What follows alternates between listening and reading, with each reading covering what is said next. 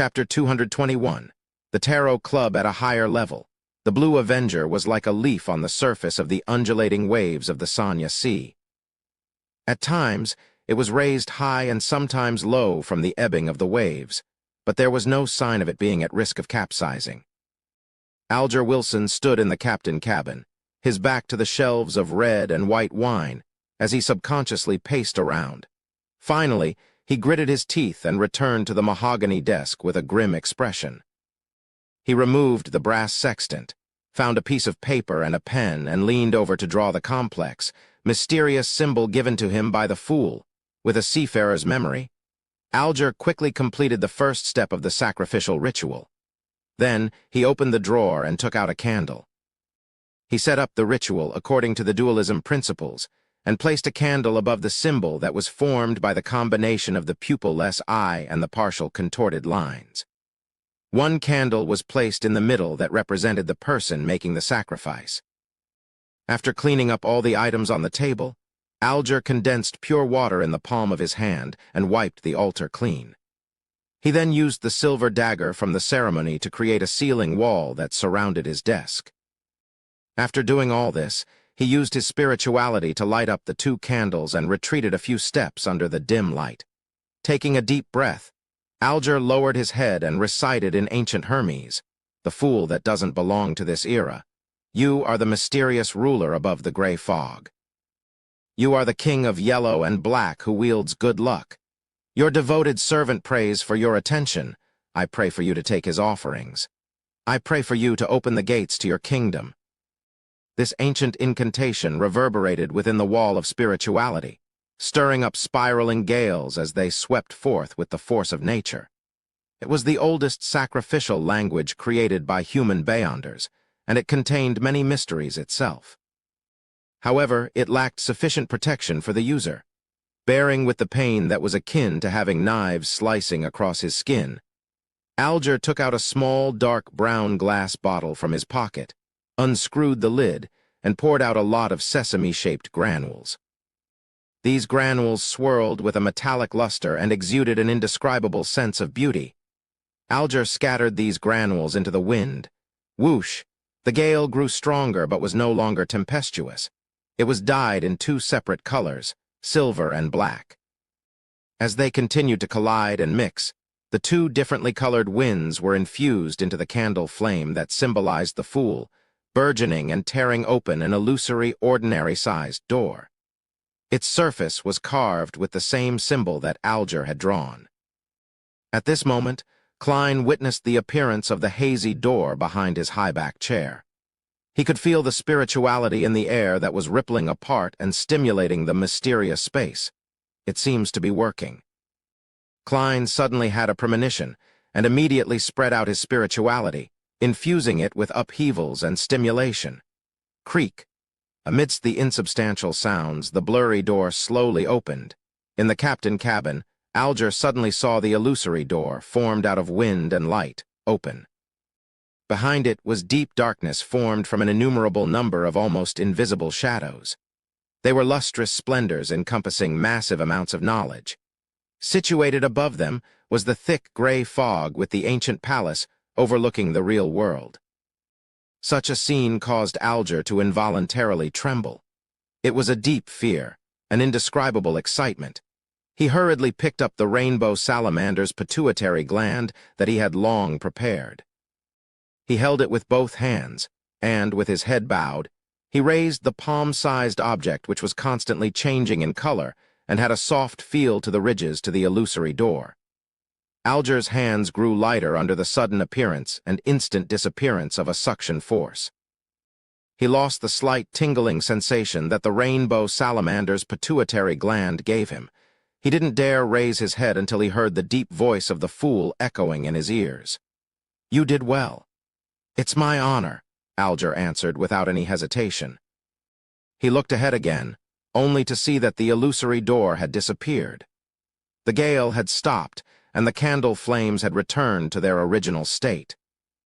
After the candles were extinguished according to the normal procedures, Alger sat down with a complicated expression and said to himself silently, In the beginning, only people could be pulled into the world above the gray fog. After a while, responses could be made by listening to prayers. Now, sacrifices and bestowment can be performed. Mr. Fool is freeing himself from his predicament one step at a time, and bit by bit, will he enter the real world? This guess or conclusion frightened and worried Alger, but he also felt a bit of delight. At least I'm a member of the Tarot Club, one of the earliest members. He sighed. In the majestic palace above the gray fog, Klein was playing with the pituitary gland of the rainbow salamander. Various colors were reflected on his face as they constantly changed colors. A slight tingling sensation came from his palm, and a strong sense of accomplishment filled his heart, causing him to reveal a genuine smile. In the future, the Tarot Club will become even more miraculous. After reflecting over the situation, Klein extended his spirituality and sent his will to the crimson star representing Miss Justice. After returning to her bedroom, Audrey was no longer able to sit quietly on the edge of the bed. She would restlessly flip through the books by her bed, and from time to time, scrutinize herself in the mirror with an unfocused gaze. She was looking forward to the completion of the hanged man's sacrificial ritual, but she was also afraid that the result would be a failure. Emperor Roselle had said that one must remain calm and collected when important matters arise. Audrey, come on, take a deep breath. Or perhaps I should go tease the dog. However, Susie can talk and think, so she's an entity with her own dignity. I can't just casually tease her. Audrey's mind wandered, her hand unconsciously wringing an ornate doll dressed in splendid clothing. After an unknown period of time, a thick gray fog suddenly appeared before her eyes, and in the depths of the fog, there was a lofty chair. Sitting there, the fool said with a smile, "Miss Justice, the attempt was successful. Have you prepared the materials that contain spirituality? That's great. As expected of Mr. Fool." Audrey forgot the hanged man's role in this matter. She held back her excitement and said, "Yes, I always have such materials with me." Audrey had been the same even before she joined the Tarot Club, but back then, she didn't know which materials could be considered to contain spirituality. She had merely moved them from the family treasury in accordance with the various essential oil formulas she had gathered. Klein nodded slightly and said, "When do you plan on holding the ritual? This is based on the premise that there are no Beyonders around you. Does a Beyonder dog count?" Audrey looked at the tightly shut door, feeling a small tug at her conscience. "I can do it now," Klein tersely acknowledged. "The ritual's process is the same as I described previously. All you need to do is change the prayer to, 'Your devoted servant prays for your attention. I pray for you to open the gates to your kingdom. I pray for you to give me strength.' In addition to this, use the dualism method." Audrey thought it over, fighting the urge to nod, and she began preparing for the ritual. When the illusory door opened, and a scene even more illusory than the cosmos appeared, Audrey felt intoxicated in both body and mind. This is the mysterious world I've always been pursuing. This is the kind of feeling I've always wanted. She praised Mr. Fool wholeheartedly. It's faith towards the goddess, but for the fool, it's worship. Audrey silently explained herself in her mind. Soon after, she was stunned to see that there was something on the altar. It was a soft object with lustrous color and was filled with ridges. The rainbow salamander's pituitary gland. Audrey felt a surge of joy in her heart. Her eyes lit up as she had the urge to step forward and grab it. However, her customs of etiquette took hold of her as she sincerely praised Mr. Fool once again.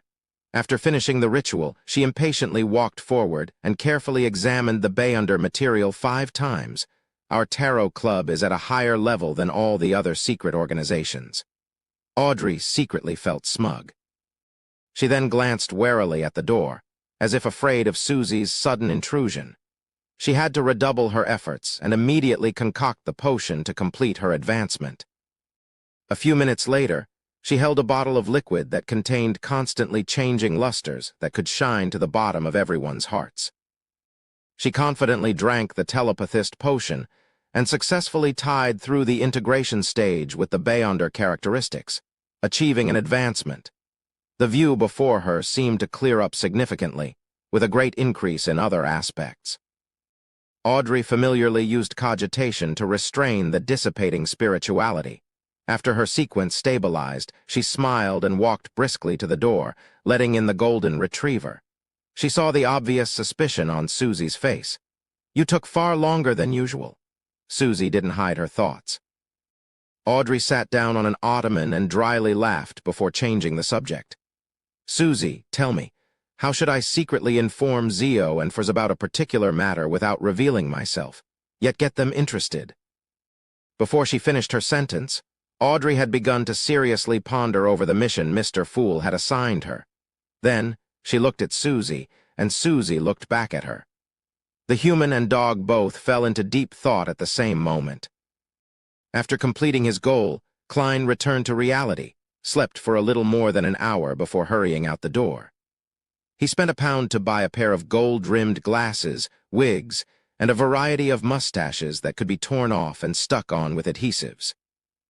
They were disguises he would need later. Before dinner, he made a trip to East Borough, the most crowded area and the most unsafe part of the city. He rented a one-bedroom house at the rent of 4 soldi, 3 pence a week.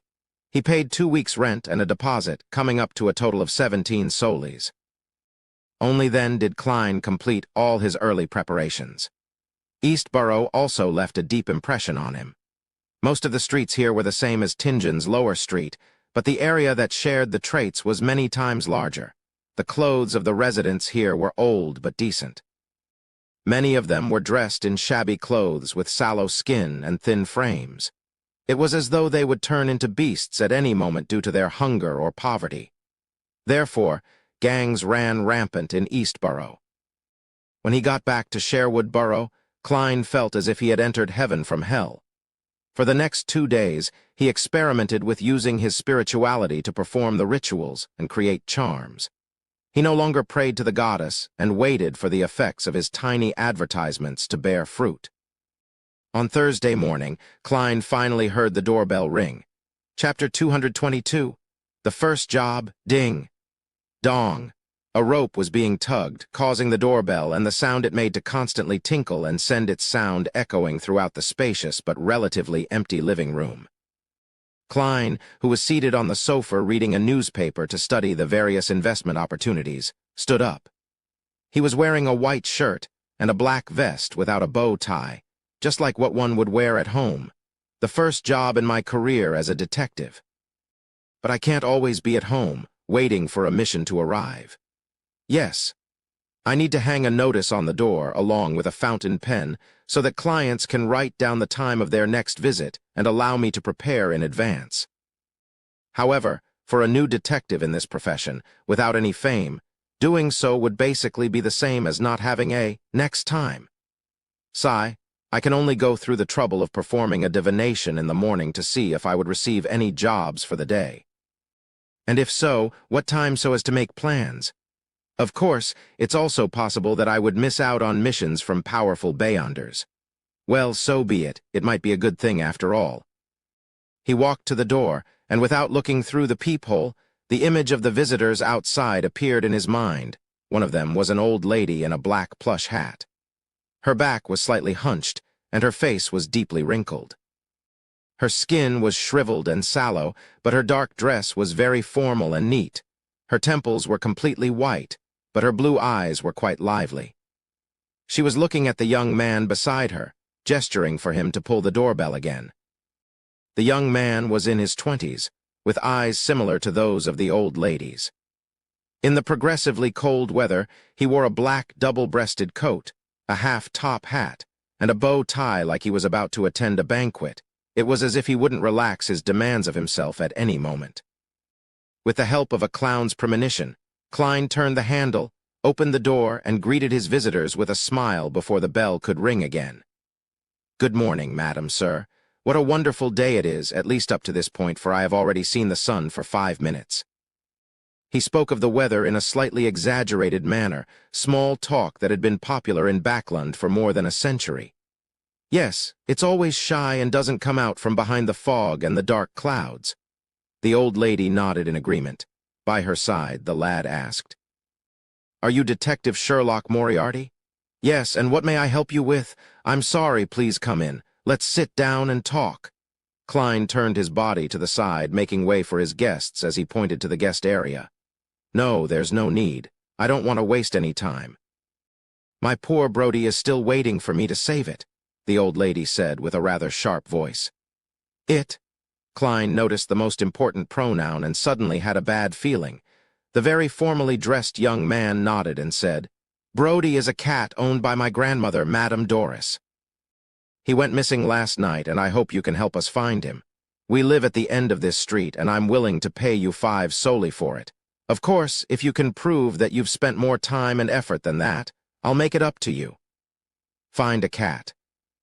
The reason why you're entrusting me with this job is simply because of the convenience stemming from how we live on the same street. Klein felt that this wasn't the detective career that he had imagined. It makes me look like a clown. Well, I can't turn down my first business deal. This is a seer's point of view. He pondered for a few seconds and asked, Can you describe it in detail? Granny Doris spoke out before the young man could open his mouth. Brody is a lovely, lively black cat. It's very healthy, has beautiful green eyes, and loves to eat cooked chicken breast. Goddess, last night he ran off just like that. No, it must have gotten lost. I've placed lots of chicken breast in its bowl, but it refuses to return to take a look. Klein's lips curved up and said, I'm very satisfied with your description, Mrs. Doris. I accept this request. All right, let's go to your home now. I need to search for clues and find traces. You should be clear that the basis of my reasoning lies in the details. Mrs. Doris didn't consult her grandson as she nodded and said, You're the most proactive detective I've ever seen. It's a deal. Klein put on his coat and hat, picked up his cane, and followed Madame Doris and her grandson out onto the street. Unlike Tingen, roads in many parts of Backland had been rebuilt with cement or asphalt. Even during a downpour, the roads were less muddy. While the old lady was leading the way, his grandson came close to Klein and said in a low voice, I hope you'll do your best to find Brody. It's been one of the pillars of my grandmother's life ever since my grandfather and parents passed away. After Brody went missing, something went wrong with my grandmother's mind, so much so that she started hearing things. She keeps telling me that she hears poor Brody mewing miserably. Klein immediately nodded and said, I'll do my best. Right, I still haven't gotten your name. Jurgen Cooper, a senior solicitor, the young man replied. Soon they reached 58 Minsk Street and entered the dark house. This is Brody's bowl. This is his favorite box. He always sleeps here. Doris's wrinkled face was filled with worry and expectation. Klein squatted down and found several strands of black cat fur in the box. He straightened up and gripped his silver-inlaid cane with the hand that held the cat's fur. Klein's gaze turned deep as he pretended to observe his surroundings as he silently recited a divination sentence. His hand secretly slipped from the end of the cane, but didn't leave it completely. It just made it difficult for Jurgen or Doris to notice that the cane was standing on its own. Soon after, the black silver-inlaid cane tilted to the side. It fell very slowly, with very little movement. Klein gripped the cane again, looked in that direction, and observed it for more than 10 seconds. Then he strode over to an old cupboard. Any signs of Brody running away? Jurgen asked with concern. The old lady, Doris, was also waiting for an answer. Without answering, Klein kneeled and pulled open the door at the bottom of the cupboard. Meow, a black cat darted out, tail high, and ran for its bowl. Brody, when did you get into the cupboard? How did you get locked in there? Mrs. Doris cried, surprised and confused. Jurgen turned his head in surprise and looked at Klein. How did you know it was in the cupboard? Klein smiled and replied in a deep voice, Deduction, my good man. After obtaining the 5 solely reward from Mrs. Doris and Jurgen, as well as their friendship, Klein returned to 15 Minsk Street under the gloomy weather. Before he even got close, he saw a figure loitering in front of his door. More business. When Klein looked over, he saw that the visitor was a boy of 15 or 16, dressed in an old coat and a round hat that didn't fit his age. It's him. Klein immediately recognized him as the boy he had met on the steam train the day he had arrived in Backland. Back then, he was being pursued, but his maturity and calmness at the time had left quite a deep impression on Klein. What would he want to entrust me with? As he wondered, Klein walked over and smiled. "Excuse me, are you looking for me?" The teenage boy was startled as he quickly turned around, his bright red eyes filled with unconcealable fear. He composed himself and asked hesitantly, "Are you Detective Sherlock Moriarty?" "Yes." Klein looked around and said, "Let's talk inside." "All right." The teenage boy didn't refuse. Inside, Klein didn't take off his coat, but he did take off his hat and put his cane away. He led the teenage boy to the guest area, pointed at the long sofa and said, "Please have a seat. How might I address you? What job do you have for me?" "You can call me Ian." The teenage boy surveyed his surroundings and fell silent for a few seconds. "I was previously hired by another detective, Mr. Zeriel Victor Lee, who helped me gather some news and information." Klein sat down, clasped his hands, and said, "Does the job have anything to do with your former employer?" "Yes," Ian nodded solemnly. "A few days ago, I suddenly found myself being followed by someone with ill intentions. Therefore, I thought of a way to lose their tail. I believe you saw this scene yourself, Mr. Moriarty. I recognized you as the man who was sizing me up on the metro that day as soon as I saw you. This level of observational skills isn't any worse than a spectator's. Could it be that he was born with a special ability? Or is he a beyonder?" Klein activated his spirit vision and looked at Ian, but he didn't find anything strange. He nodded and calmly replied, "Your response left an impression on me." Ian didn't harp on the topic and continued, "I suspect that my encounter has something to do with Mr. Zeriel, so I went to visit him at his place. I found the place seemingly normal, but there were many hints that indicated that someone had infiltrated and triggered all the tiny mechanisms. I haven't seen Mr. Zeriel since that day. I suspect that something has happened to him. I tried to call the police, but his disappearance period has yet to reach the required number of days to make the request. I tried to get help from other detectives that I knew, but all of them turned me down, on the grounds that they had just met Mr. Zeriel at a fellow detectives' party. That surprised me because I didn't receive any response from Mr. Zeriel when I contacted him using the agreed-upon method. I still stood by my judgment and intended to ask for the help of a detective whom Mr. Zeriel doesn't know. Well, as such, that meant it would be someone I don't know either. I had no idea who to look for as well. Therefore, I could only search through the newspapers and ended up finding you, Mr. Sherlock Moriarty. Chapter 223, 3 Matters. Klein asked after listening carefully, "So you suspect that the Zeriel whom the detective saw was someone in disguise?" Holding his brown round hat, Ian replied as if he had already thought about it. "It's a possibility, but I think it's too difficult due to the huge risks involved." The party was at night, and it's true that the lights weren't very bright, but most of the people attending are detectives with keen observational skills. Just a wig, beard, or cosmetics can hardly hide from their eyes.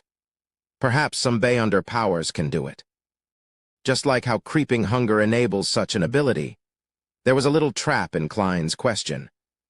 He wished to determine from the teenage boy's answer, the expression on his face, and his body language to determine if he had ever come into contact with beyonders, or if he knew things about mysticism. The initial answer was no. When Ian saw Detective Moriarty nodding slightly in agreement with his reasoning, he continued, "I believe that the detective saw Mr. Zeriel, but he wasn't free. He was in a controlled state in which he couldn't send out distress signals. The reason why he wasn't responding to my attempts to liaison with him is to probably signal to me that he needs help. A reasonable explanation." Klein released his clasped hands and sat back a little, making himself look more relaxed and confident. Ian fell silent for about 10 seconds before he said seriously, "I'd like to entrust you with the task of investigating Mr. Zeriel and determine his current condition. All I need is confirmation." Considering that Ian was a semi-professional who had gathered intelligence and information for a detective, Klein had the intention to make his acquaintance. He smiled and said, "Then how much are you going to pay? You should be well aware that this may be very dangerous."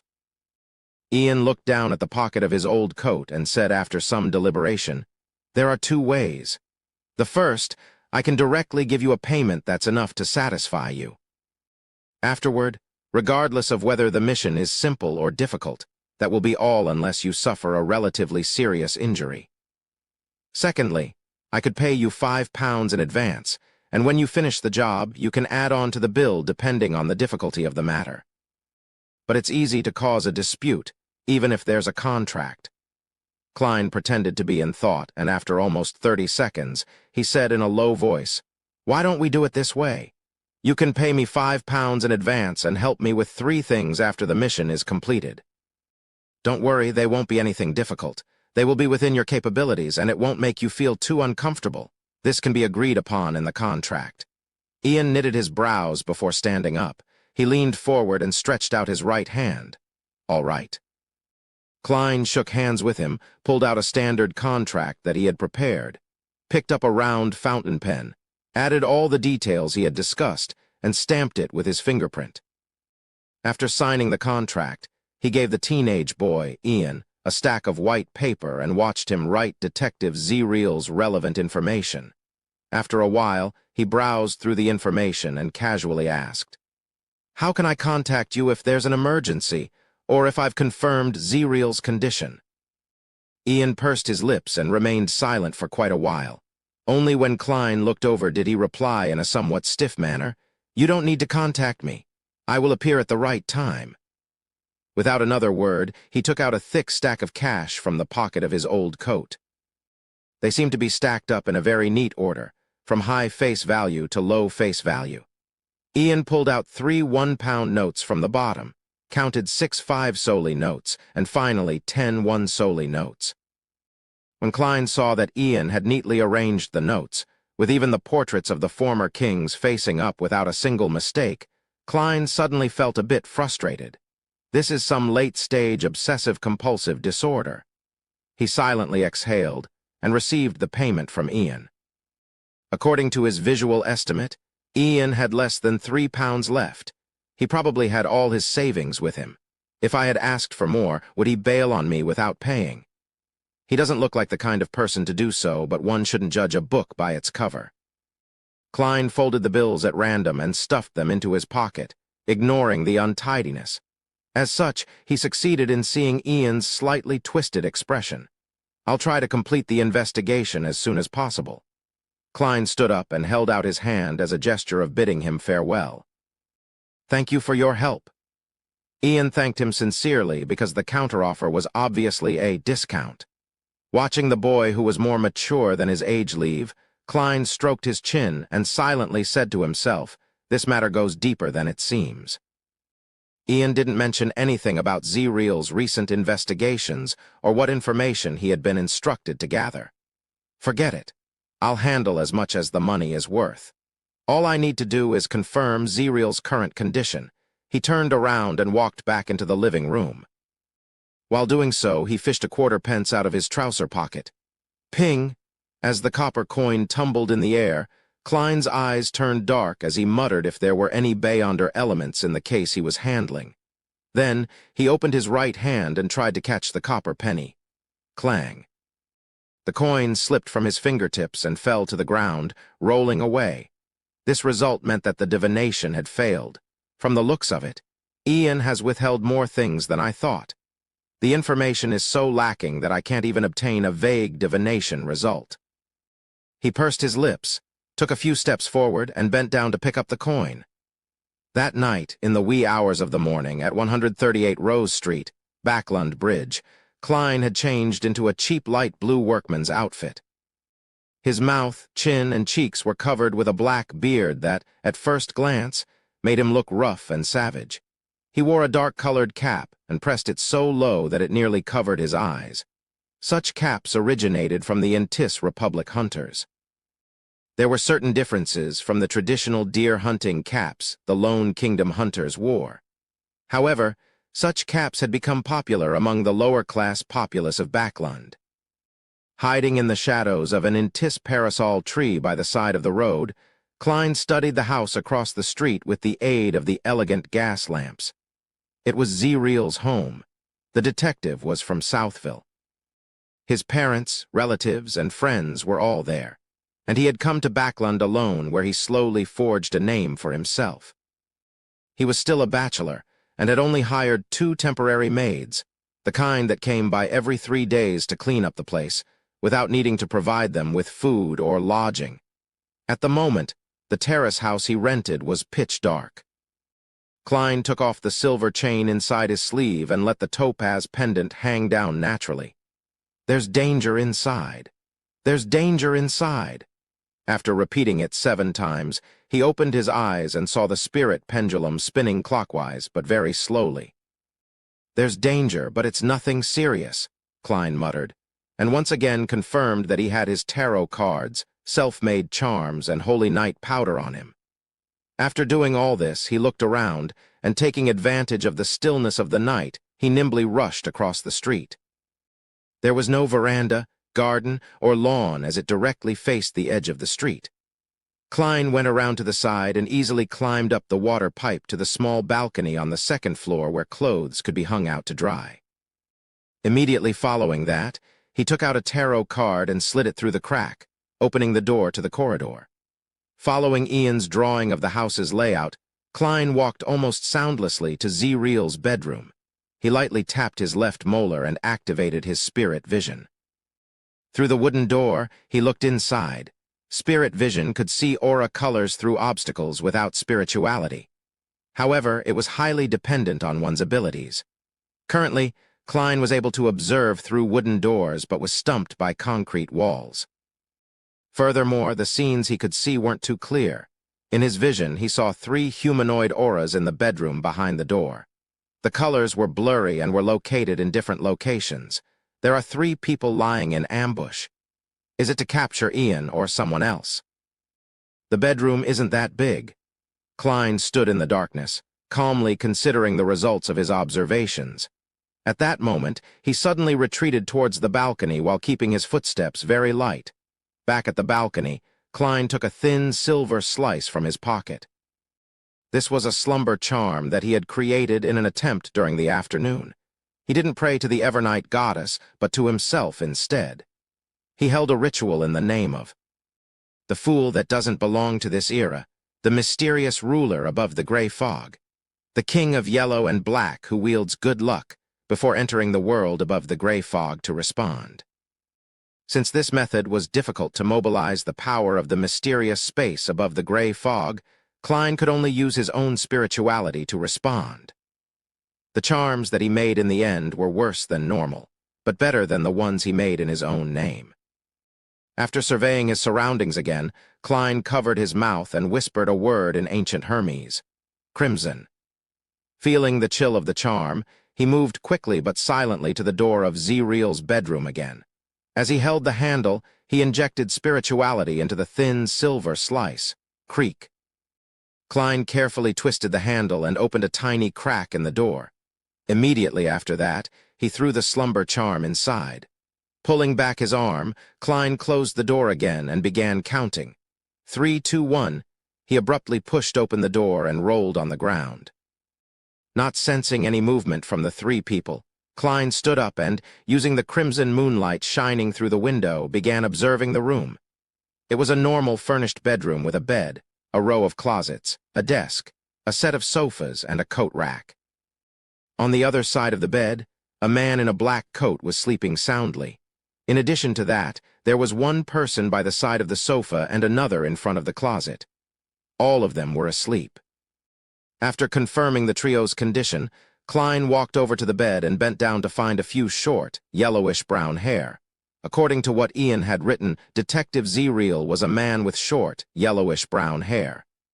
"This should be right," Klein whispered. He grabbed the few strands of hair and sat down on the sofa. He slowly sat in the darkness tainted by the crimson light and planned on using dream divination to find Zreal. Leaning back against the back of the sofa, the corner of his mouth curled up as he made a self-deprecating comment, "Deduction, my good man."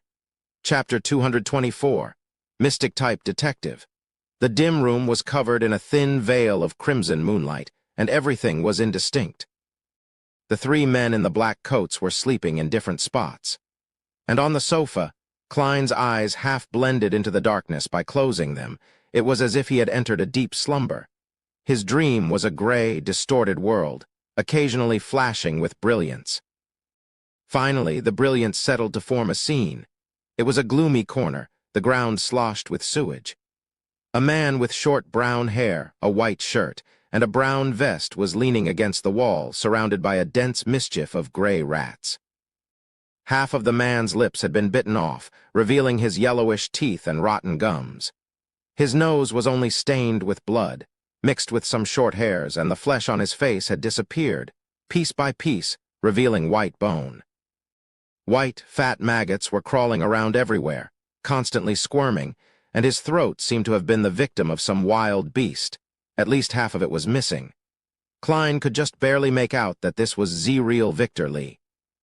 It was nearly impossible to relate him to the mature and handsome man in the black and white photograph he had taken with Ian. Z-Real is already dead. In a few days, he would probably be gnawed to the point where he would only be bone. He might not even have a complete skeleton left. Klein left the dream and recalled what he had just seen. His past experiences had allowed him to witness similar corpses more calmly. Looking out of the window at the crimson moon, Klein thought for more than 10 seconds and decided to try communicating with the soul of the man in black next to the sofa. During the last few days of preparations, he had concocted a bottle of amantha extract and Eye of the Spirit medication. As for Serenity Agent, Klein had no need for it. He was personally capable of invading the dreams of others and forcefully communicating with their souls while maintaining calm and rationale. After setting up a simple altar and letting the quiet and tranquil fragrance waft out to create a half-dreaming state, Klein prayed to himself, "The fool that doesn't belong to this era." Following that, he entered the world above the gray fog and used more than 2/3 of his spirituality to give a response. When I advance to Sequence 7, such prayers should also allow me to use a little of the power of the mysterious space above the gray fog, just like my summoning and bestowment rituals. Looking around, Klein made a rough judgment and quickly returned to the real world. He passed through what seemed like a starry sky and a chaotic storm of thoughts, entering the mental plane of the target. There, he saw the man's illusory figure floating in midair. "Who sent you to Z-Real's home?" Klein looked at him and asked in a deep voice. The man replied in a daze, his illusory eyes vacant. "Muassault. Muassault sent me to wait for the boy named Ian." The light in his spiritual world changed, revealing a lean, capable-looking, dark-skinned man.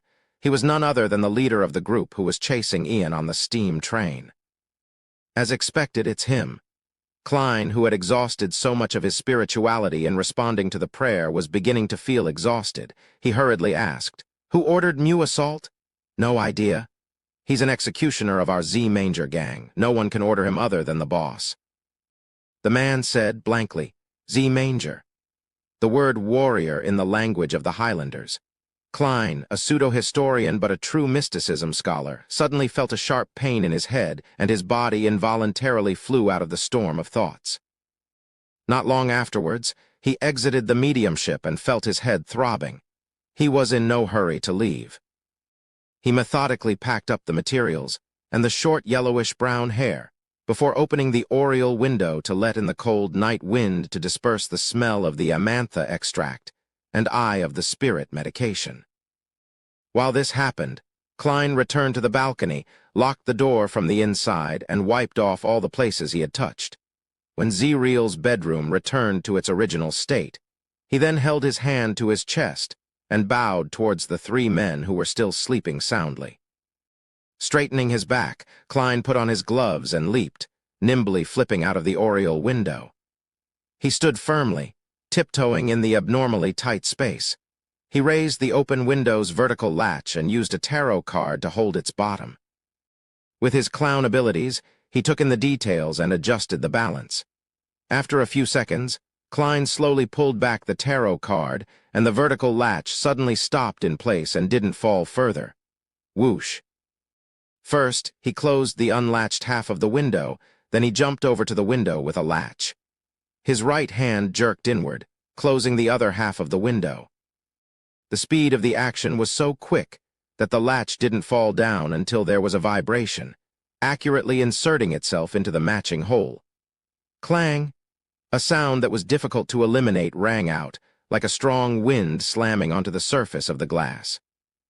Klein knew that the three men in the bedroom were about to awaken. Without further ado, he jumped onto the street. For the current him, the height from the second floor wouldn't pose any danger.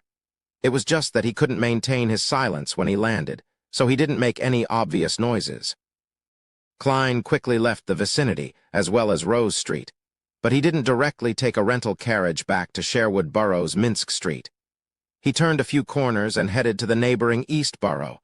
It was a cold night, and the wind sent a biting chill right into his bones. Klein shivered and decided that he would need an additional sweater for his future missions.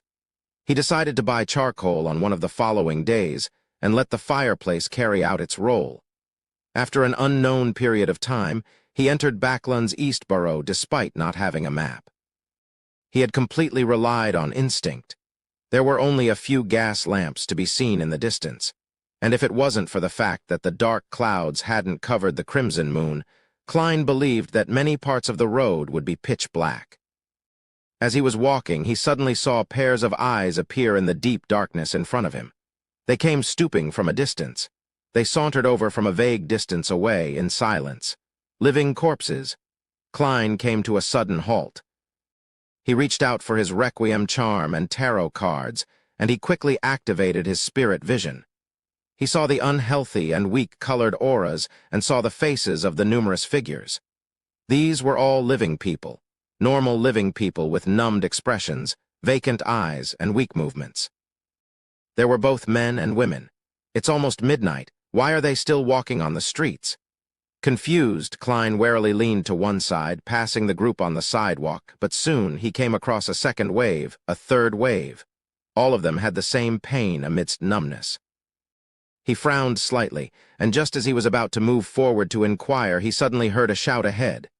"Get up! All of you get up, you sons of bitches! The streets and parks aren't for people like you to sleep in." Klein was startled, then the corresponding term, poor law, popped up in his mind, and he understood what was going on. He had experienced the same thing himself. Phew! Klein exhaled, picked up the pace, and headed for his one-bedroom house on Black Palm Street in the East Borough. There, he slept for 2 hours. After recovering some of his spirituality, he went out again and broke a withered branch to serve as a dowsing rod. The location of Zreal's corpse. The location of Zreal's corpse.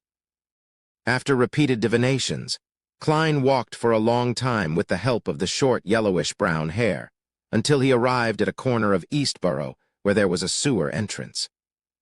12 years ago, after the Great Plague, the Lone Kingdom gradually built up an advanced sewer system in the capital, and in one fell swoop, surpassed Roselle's heritage of the Ainz Republic. Moving the manhole cover out the way, Klein held his breath and climbed down the vertical metal stairs.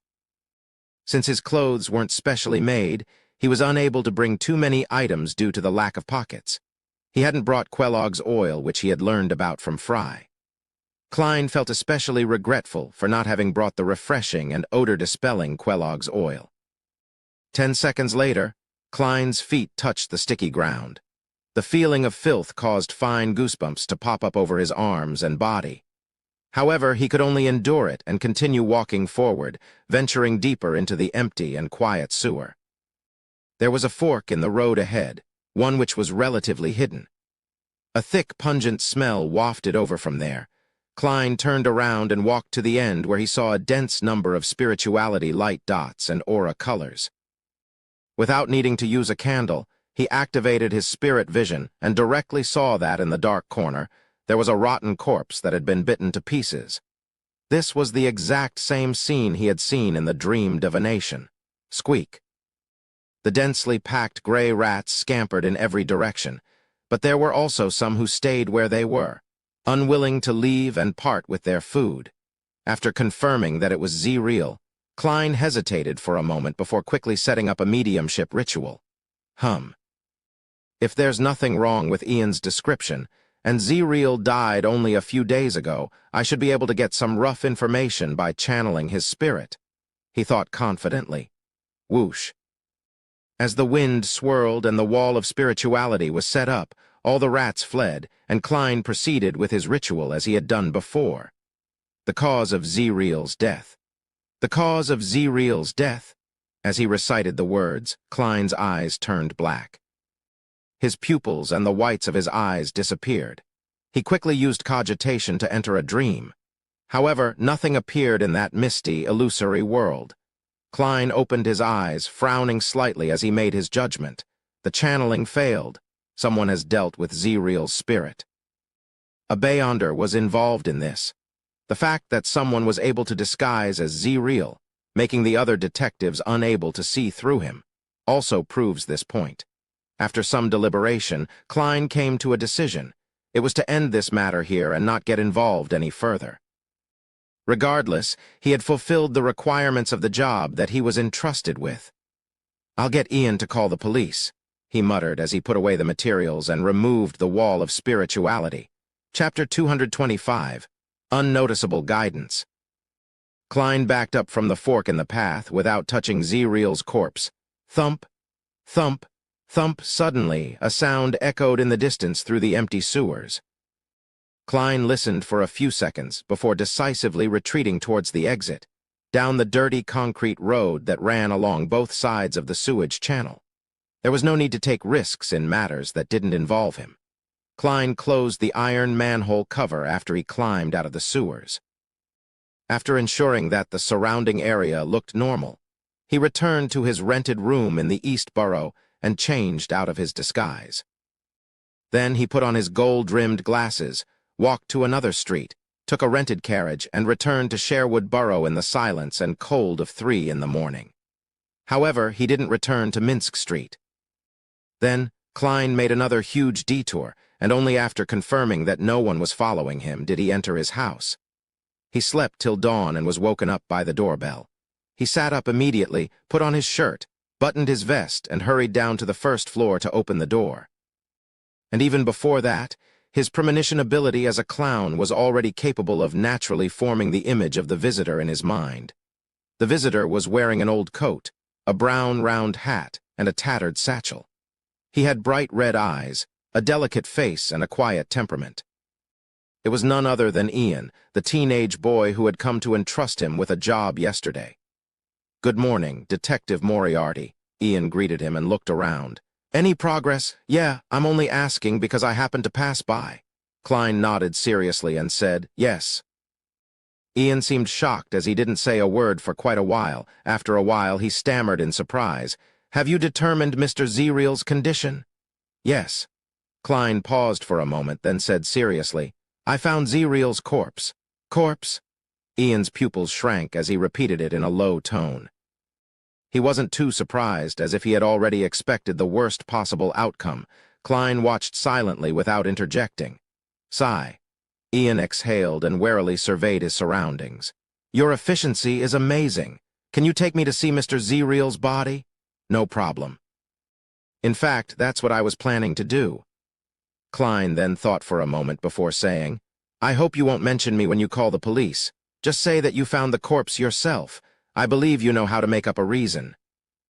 Ian wasn't surprised. He knew that not every detective liked to deal with the police. In fact, except for the very famous detectives, who often gave advice to the police with mutual cooperation, the rest were discriminated against, ostracized, and even extorted from. This was the current situation of the Lone Kingdom. "All right," Ian readily agreed. Considering that they were entering the sewers, Klein changed into a set of clothes worn by the common working class, put on a deer-hunting cap, and took a lantern with him. Both of them took the public carriage to the East Borough. They walked for half an hour to reach the remote sewer entrance under the watchful gazes filled with numbness and malicious intent. "How did you find it?" Ian asked, half surprised and half curious, as he watched Klein lift the manhole cover and climb down. Klein focused on the area beneath him and answered casually, "Skillful training which includes many techniques in reasoning, investigation, tracking, and interrogation." Ian followed him into the sewers. He nodded without looking disgusted. You seem to have received very professional training. Klein didn't answer him directly. He held the already lit lantern and led Ian to the fork in the path where they arrived at the gloomy corner.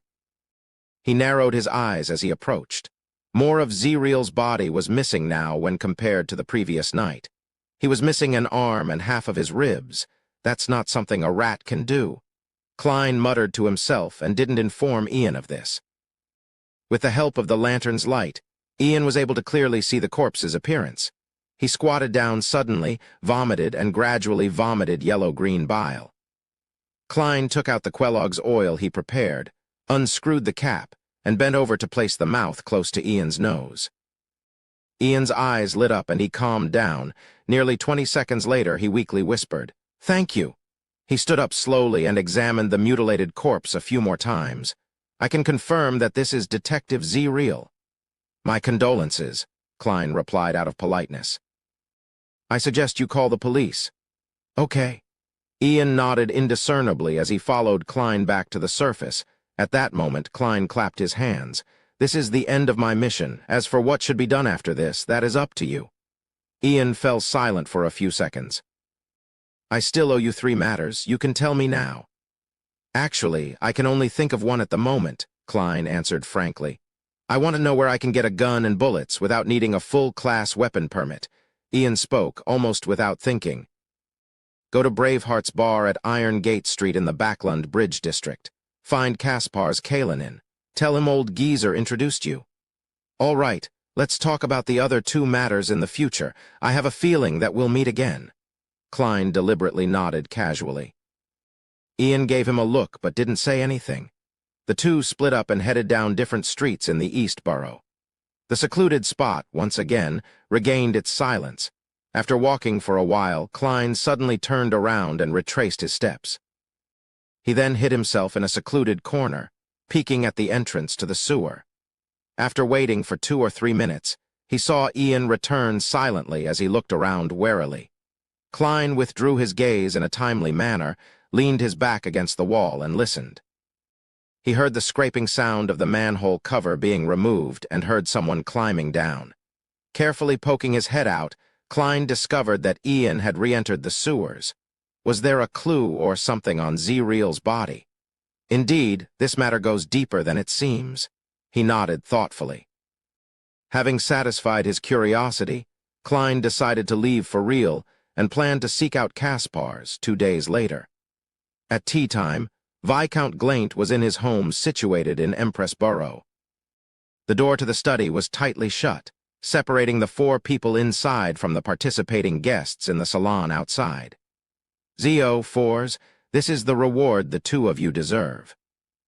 Dressed in a pale yellow lace dress, Audrey pushed a bulging envelope across the desk to the 2 ladies sitting opposite her. Zio wanted to say something polite, but her hand had reached for the envelope faster than her mouth. Feeling the weight of the money, she could only say sincerely, "Miss Audrey, thank you for your generosity. Your honesty makes you look even more beautiful."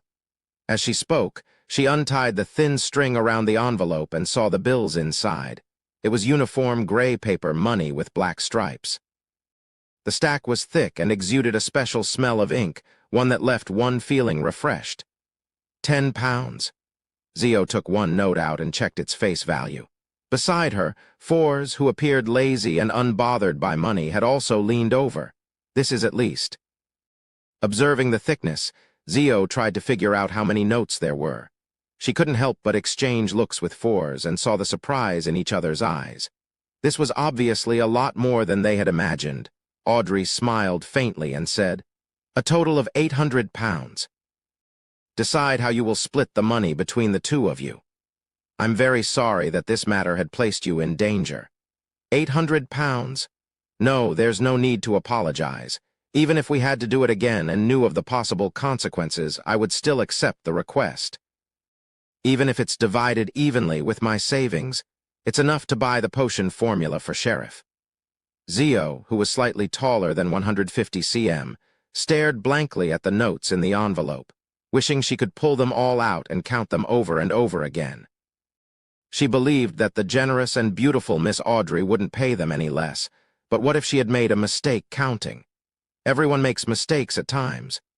Zio raised her right hand, paused for a few seconds, then silently lowered it. The corners of Forz's lips couldn't help but rise as she said wistfully, "This is even more than the royalties I've received for my Stormwind Mountain villa so far. Should I praise Miss Audrey or laugh at the poverty of an author?" She added silently.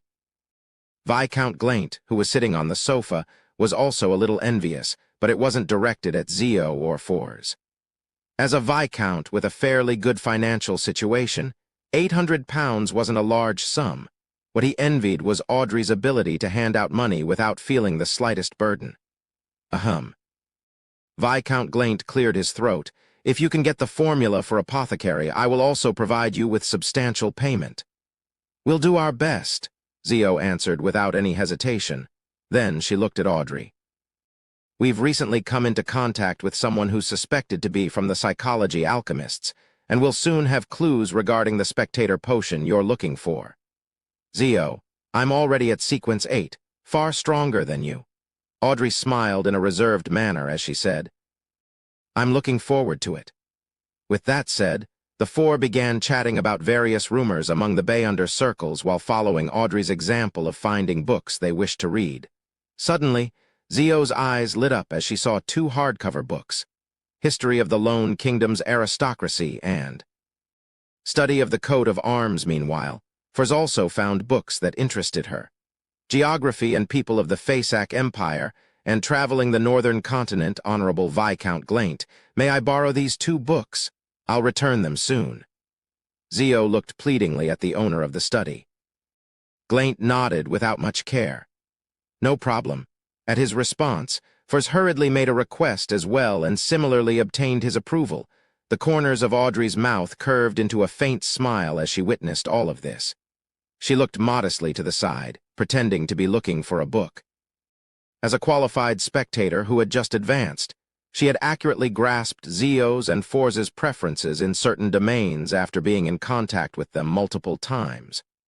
Thus, she had made arrangements in advance without anyone realizing it. Letting the one being guided feel like it was done out of their own will was a manifestation of the powers of a spectator. In the evening, Zio was curled up on the sofa in front of the fireplace, reading History of the Lone Kingdom's Aristocracy under the gas lamp's illumination. Forz had gone for a gathering meant for authors. After reading for quite a while, Zio suddenly felt something strange about the hardback cover, so she carefully examined it and found an interlayer where an ancient piece of paper was hidden inside. The front side of the paper was covered with the special symbols created by Emperor Roselle, and on the back was a paragraph written in ancient Hermes. Viscount Glaint's ancestors deciphered some of Emperor Roselle's special symbols. Zio was suddenly excited. She struggled to decipher the ancient Hermes as she muttered silently, "The fool that doesn't belong to this era." The mysterious ruler above the gray fog, the king of yellow and black who wields good luck. Chapter 226, The Terrified Zio, Sherwood Borough, 15 Minsk Street. A satiated Klein sat in a reclining chair in the living room, beside a fireplace burning with charcoal. In a warm environment akin to summer, Klein wore a white shirt, a black vest, and thin trousers, while having a newspaper spread open in front of him as he flipped through the section with the most ads.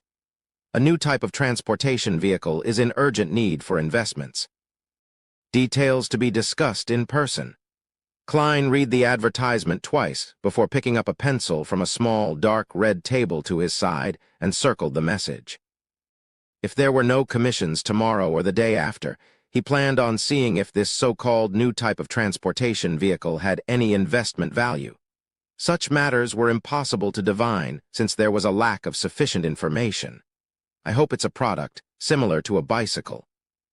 Klein mumbled to himself before suddenly hearing an illusory prayer echo in his ears. "Who is it? Miss Justice? Mr. Hanged Man? The Sun? Or some clerk at the Backland Bank is copying my passcode?" Thoughts flashed through Klein's mind as he put down the newspaper, returned to his bedroom, and locked the door behind him. Taking 4 steps counterclockwise, he entered the world above the gray fog. He saw that to the side of the fool's seat, and by the edge of the ancient mottled bronze table was a clear and bright brilliance that emitted waves of radiance. The experienced Klein calmly sat down and emanated his spirituality, touching the light ripples of light in response to the prayer. The scene in front of his eyes suddenly changed.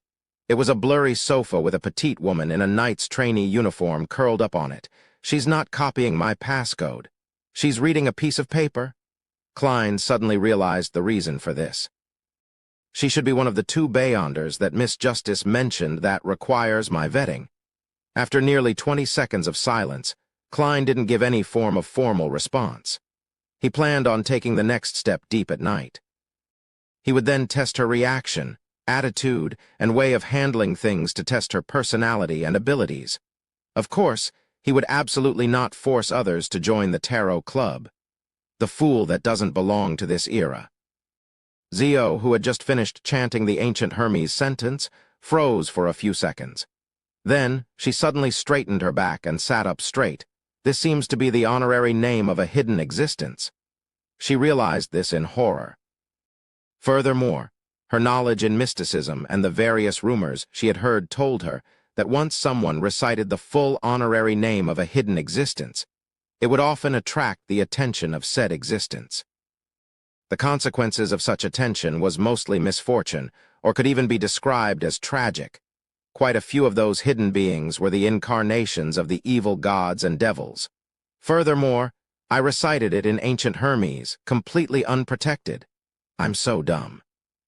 Why did I focus so much effort in identifying the sentence and actually read it in my head? Zio looked around in horror, terrified that an indescribable monster would suddenly appear in her house. The sofa, coffee table, cupboard, dining table, chairs, oil painting, and other items were all reflected in her eyes without any changes. After nearly a minute of heightened vigilance, Zio relaxed a little and comforted herself. Don't worry, don't be afraid. I just said the honorific name and didn't follow up with a prayer. This is an incomplete ceremony, so it shouldn't attract any attention. Moreover, there's a good chance that the name might have been translated by the owner of the paper based on the special symbols left behind by Emperor Roselle. It might not be correct, but I heard that if the evil gods and devils generate interest, they would still provide a response even if the ceremony is incomplete. I'm so stupid, really. As she thought over the matter, Zio's face scrunched up into a grimace. She felt that she had made a grave mistake. After waiting for a few more minutes, she slowly exhaled as she puffed out her cheeks when she realized that there was no obvious response. She stuffed the piece of paper back into the history of the Lone Kingdom's aristocracy. As she entered the bathroom with a heavy heart, she turned on the faucet and tried to use the cold water to clear her head. Splash! As nearly transparent water flowed down, Zio hunched her back and reached out her palms to cup some water.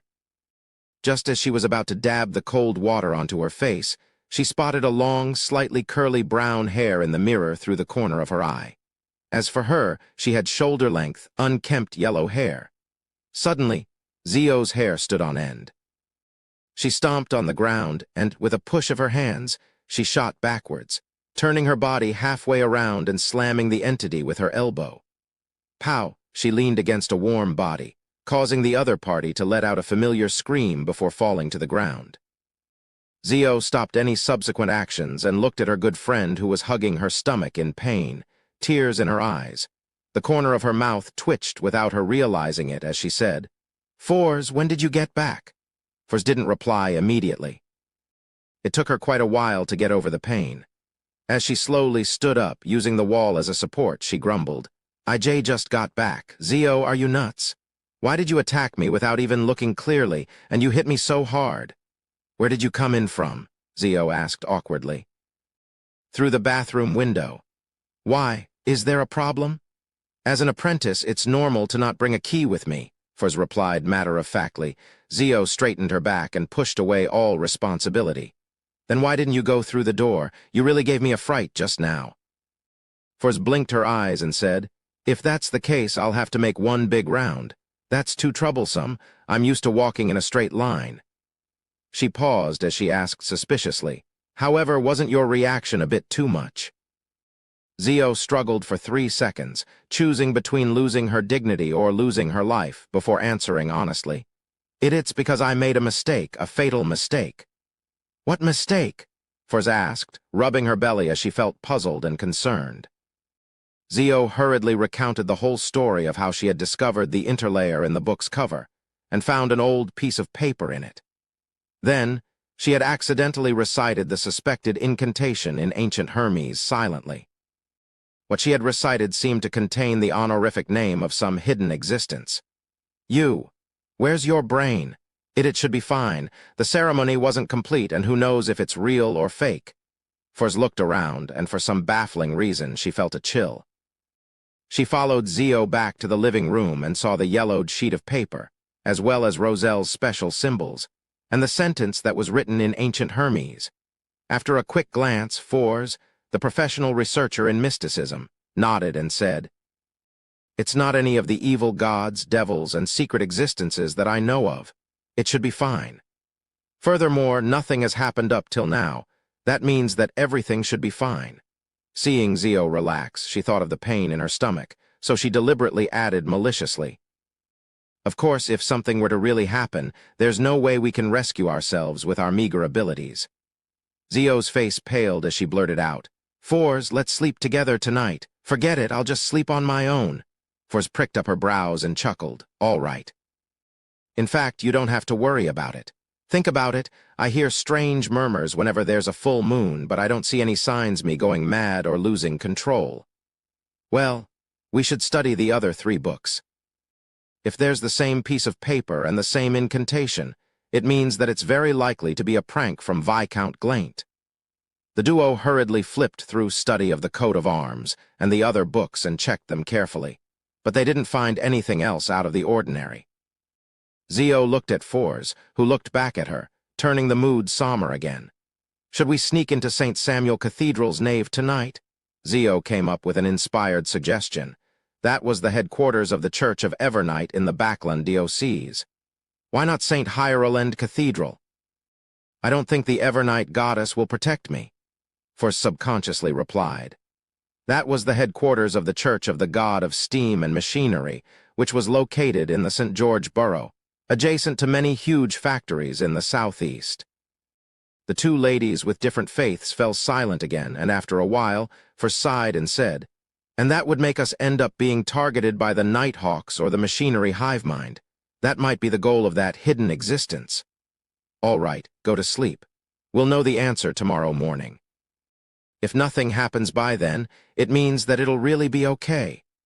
In the middle of the night, the waxing crimson moon was obscured by clouds, and the stars were barely visible in the sky above Backland. Klein instinctively woke up, lifted his blanket, got off the bed, and entered the world above the gray fog. He sat down on the high back chair that belonged to the fool. He planned on responding to Miss Justice's companion and proceed with the examination process. At that moment, he suddenly had a new idea. Perhaps he could try and see if he could pull her into the world above the gray fog under the present circumstances. The young lady must have fallen asleep, and even if I succeed, she would probably treat it as a dream that appears clearer than usual. If I succeed, I can sever the connection in a timely manner to prevent her from seeing her surroundings clearly. After repeatedly deliberating over the matter, Klein stretched out his hand and tapped at the rippling ring of light to form a connection with it. Suddenly, Klein felt his spirituality surge out in an unstoppable manner, causing the mysterious space above the gray fog to tremble slightly. Just when Klein thought that his spirituality would be completely drained, everything calmed down. A blurry, distorted figure appeared at the edge of the long bronze table.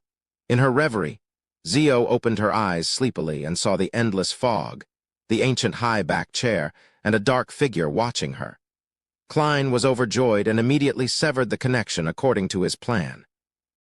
The hazy, petite figure disappeared, but within the grayish-white mist, a crimson, illusory star appeared. Klein looked at this scene and confirmed one thing. As long as someone chanted his name, he would be able to pull that person into the world above the gray fog. The crimson star was a symbol of a stable connection. However, there are certain limitations. With my current strength, at most, I can establish another connection. Based on my previous experiences, my current spirituality can only pull in Beyonders who are a sequence higher than me, and it won't necessarily be a success. It's just a preliminary judgment, so it shouldn't be a problem if it's someone at the same sequence as me or lower. Klein thought, feeling satisfied. There was no need for him to respond. His attempt was already enough. Zio sat up in her sleep. She had been worrying about the potential dangers of chanting an honorary name the entire time. Not long after she fell asleep, she dreamed of a mysterious space and a gray, foggy figure looking down on her from above. The dream was so clear that Zio felt afraid. She looked at the sleeping fours beside her and thought with a tremble, is it a nightmare caused by fear? Or is it because of the attention I garnered from some hidden existence, resulting in being haunted by evil spirits? Yes, there's going to be a gathering of Beyonders tomorrow night. In addition to buying the formula, I need to find a person who is good at exorcising evil spirits to purify myself. Chapter 227. Inventor Leopard. Sitting at his own dining table on a foggy morning, Klein broke up his specially bought wheat bread and soaked it in milk, improving the way he ate it. Although his body had changed a long time ago, his pursuit and obsession with delicacies were engraved into his soul. He was completely unable to adapt to the Lone Kingdom's monotonous and repetitive style of breakfast. He could only try his best at experimenting. He tried not to limit himself to toast, bread, bacon, sausages, and butter. He tried hard to expand the boundaries and improve the way he ate. For example, his recipes had new additions such as pork-filled pastries from the south, Fainapotter noodles, and roasted corn pastries. Caviar from the Fasak Empire isn't bad either, but it's too expensive.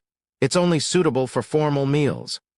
Klein scooped up a small piece of wheat bread he had softened and put it in his mouth. Just by chewing it a little, he could feel the intertwining flavors of milk with the fragrance of wheat. The aftertaste of the bread was even sweeter. After breakfast, Klein put down his cutlery, but he was in no hurry to tidy up the table. He picked up the newspapers and began to read. I'll do a divination in a while. If there's nothing else to do, I'll pay Mr. Leopard a visit at St. George Borough's 3rd Street and see if his new transportation vehicle is worth investing in. Backlund is really big. Every borough is almost the size of Tingen City. The East Borough is especially ridiculous. It's at least twice as large. The easiest and most economical way to travel is to walk, followed by the steam metro before walking again. It's just quite a waste of time. Klein's mind wandered aimlessly. Backlund's public horse carriage system was rather similar to Tingen's. The price was about the same, but the only problem was that most of them were confined to a single borough. If one wanted to go from Sherwood to St. George, a few transfers were needed, and that would naturally raise the price. Such a situation made the prospects for a new transportation vehicle very alluring. Knock, knock, knock. At that moment, knocks on the door sounded. It was as loud as the pounding of a hammer. Who is it? Don't they know how to ring the doorbell? He muttered a few words, straightened his collar, walked to the door, and pulled it open. In front of him was a familiar face. It was the Highlander man who had chased Ian at the steam metro. His skin was dark, his eye sockets recessed, and he was lean and hardy man. According to Klein's mediumship results, the man's name was Muassault, an executioner of the Z-Manger gang who was almost equal to the boss. "Excuse me, who are you looking for? Do you have a commission to entrust with me?" Klein deliberately acted somewhat confused. Muassault was wearing a black coat and a pompous silk hat, but he didn't look anything like a gentleman at all. He coldly sized Klein up, then he asked in Lone with a thick Highlander accent, "Are you Detective Sherlock Moriarty?" "Yes," Klein replied, short and sweet. Muassault nodded his head stiffly. "I want to hire you to find someone. We can talk about the exact situation inside." Klein prevented himself from acting odd in any way. Muassault shook his head coldly. "There's no need." After saying that, his eyes suddenly became sharp. "The person I'm looking for is called Ian. Ian Wright. He has a pair of bright red eyes, maybe 15 or 16. He likes to wear a brown old coat and a round hat of the same color. I believe you know him." Klein let out a soft chuckle. "I don't know what you're talking about." Muassault seemed to ignore Klein's denial. "He's a thief who has stolen an important item from me. If you can find him, you'll be paid at least 10 pounds. You've provided too few clues." Klein made up an excuse. 30 pounds. Muassault made a new offer. Klein glanced at him and said, "No, this is against my principle of confidentiality." 50 pounds, Muassault replied coldly. "I'm sorry, I cannot accept the mission." Klein was startled for 2 seconds, but in the end, he still chose to reject the request. Muassault studied him slowly for a few seconds as his eyes slowly turned cold and fierce. He didn't offer a new price, nor did he politely bid farewell. He turned around abruptly and walked quickly to the end of the street. This gang has pretty good intelligence. They actually know that Ian had come to me once. Klein secretly sighed, full of emotion, but he didn't feel too much anxiety or fear. After all, I'm someone who once directly faced the son of an evil god, although it was separated by a belly. As he thought about it, his smile suddenly became brilliant. He began flipping a coin to decide whether or not he was going out today. The answer was positive. St. George Borough, 3rd Street. Having transferred from a tracked public carriage to the steam metro, before transferring to a trackless carriage, Klein finally arrived at his destination, spending a total of 11 pence. Just after he alighted the carriage, he discovered that a drizzle had already started, but he hadn't brought an umbrella. According to the newspapers and magazines, this is a daily occurrence in Backlund. The reason why hats are popular is that ladies and gentlemen don't carry umbrellas all the time. Klein pressed down on his half-top hat and briskly ran outside Unit 9 and used the eaves to shield himself from the rain. He brushed off the obvious water droplets from his body and rang the doorbell. However, he didn't hear any cuckoo sounds or tinkling sounds. Is the doorbell broken? Klein was just about to raise his hand to knock when he suddenly saw footsteps approaching from afar. The image of the person naturally appeared in his mind. It was a tall, thin man with black hair and blue eyes. He was in his 30s and was dressed in grayish-blue worker attire, but he appeared gentle and refined. Creak. The door opened. The gentleman rubbed his forehead and asked, "May I know who you are looking for? Is there something?" Klein took off his hat and bowed slightly. "I'm here to find Mr. Leopard. I'm interested in his new transportation vehicle." The gentleman's eyes suddenly lit up. "I'm Leopard. Come in, please." He turned to the side and allowed Klein entry. However, there was no coat rack in the foyer. Klein could only lean his cane and not take off his coat. He followed Leopard into the living room. It had to be said that the gentleman's house was very messy. On the coffee table in the living room alone were many mechanical objects, such as wrenches, bearings, and screwdrivers. "How much do you wish to invest?" "Ah, right. Would you like some coffee or black tea?" It seems I'm out of black tea," Leopard blurted out. This gentleman is a bit straightforward and doesn't seem to be very good at interpersonal relationships. A thought flashed through Klein's mind, and he changed the words he planned on saying. He went straight to the point. "I've to see your new transportation vehicle before I make a decision. I can't make any promises without understanding anything." As he spoke, he looked around and saw a triangular sacred emblem hanging on the wall. That was the symbol of the god of steam and machinery. The solid triangle was filled with symbols such as steam, gears, and levers. Leopard wasn't irritated by Klein's straightforwardness. He immediately said, "I'll show you." As soon as he said that, he slapped his head. "I almost forgot. We have to sign a non-disclosure agreement to ensure that you don't steal my invention. Mr. Leopard, you don't have a very good memory either." Klein smiled and said, "That wouldn't be an issue." After signing the simple contract, Leopard led Klein into a room that seemed like an activity room. He had knocked through the neighboring guest room and basement, making it much wider and spacious. The ground was littered with components, and a rough object, that was half the height of a man, that resembled a carriage stood in the center. In addition to that, the line of the doorbell was connected there and was cleverly constructed. As long as someone pulled the rope, A steel ball would pop out from the mechanism, allowing it to roll along a special track before colliding with the object in the center to produce a clanging sound. The sound certainly wasn't too loud, but it was enough to rouse Leopard, who was engrossed in machinery. "Is that the new form of transportation you invented?" Klein pointed to the crude object in the middle of the room. "Yes, I invented it based on Emperor Rozel's imagination," he replied with a fervent look in his eyes. "Emperor Rozel's imagination?" Klein asked in surprise. Leopard explained in a tone of adoration. "Emperor Rozel left behind a number of manuscripts in which he drew his vision of the machines of the future. He was an outstanding genius, no, a master. Many things have already been turned into reality. Heh, this manuscript is kept in the church of the god of steam and machinery. There's no way for non-pious believers to borrow them.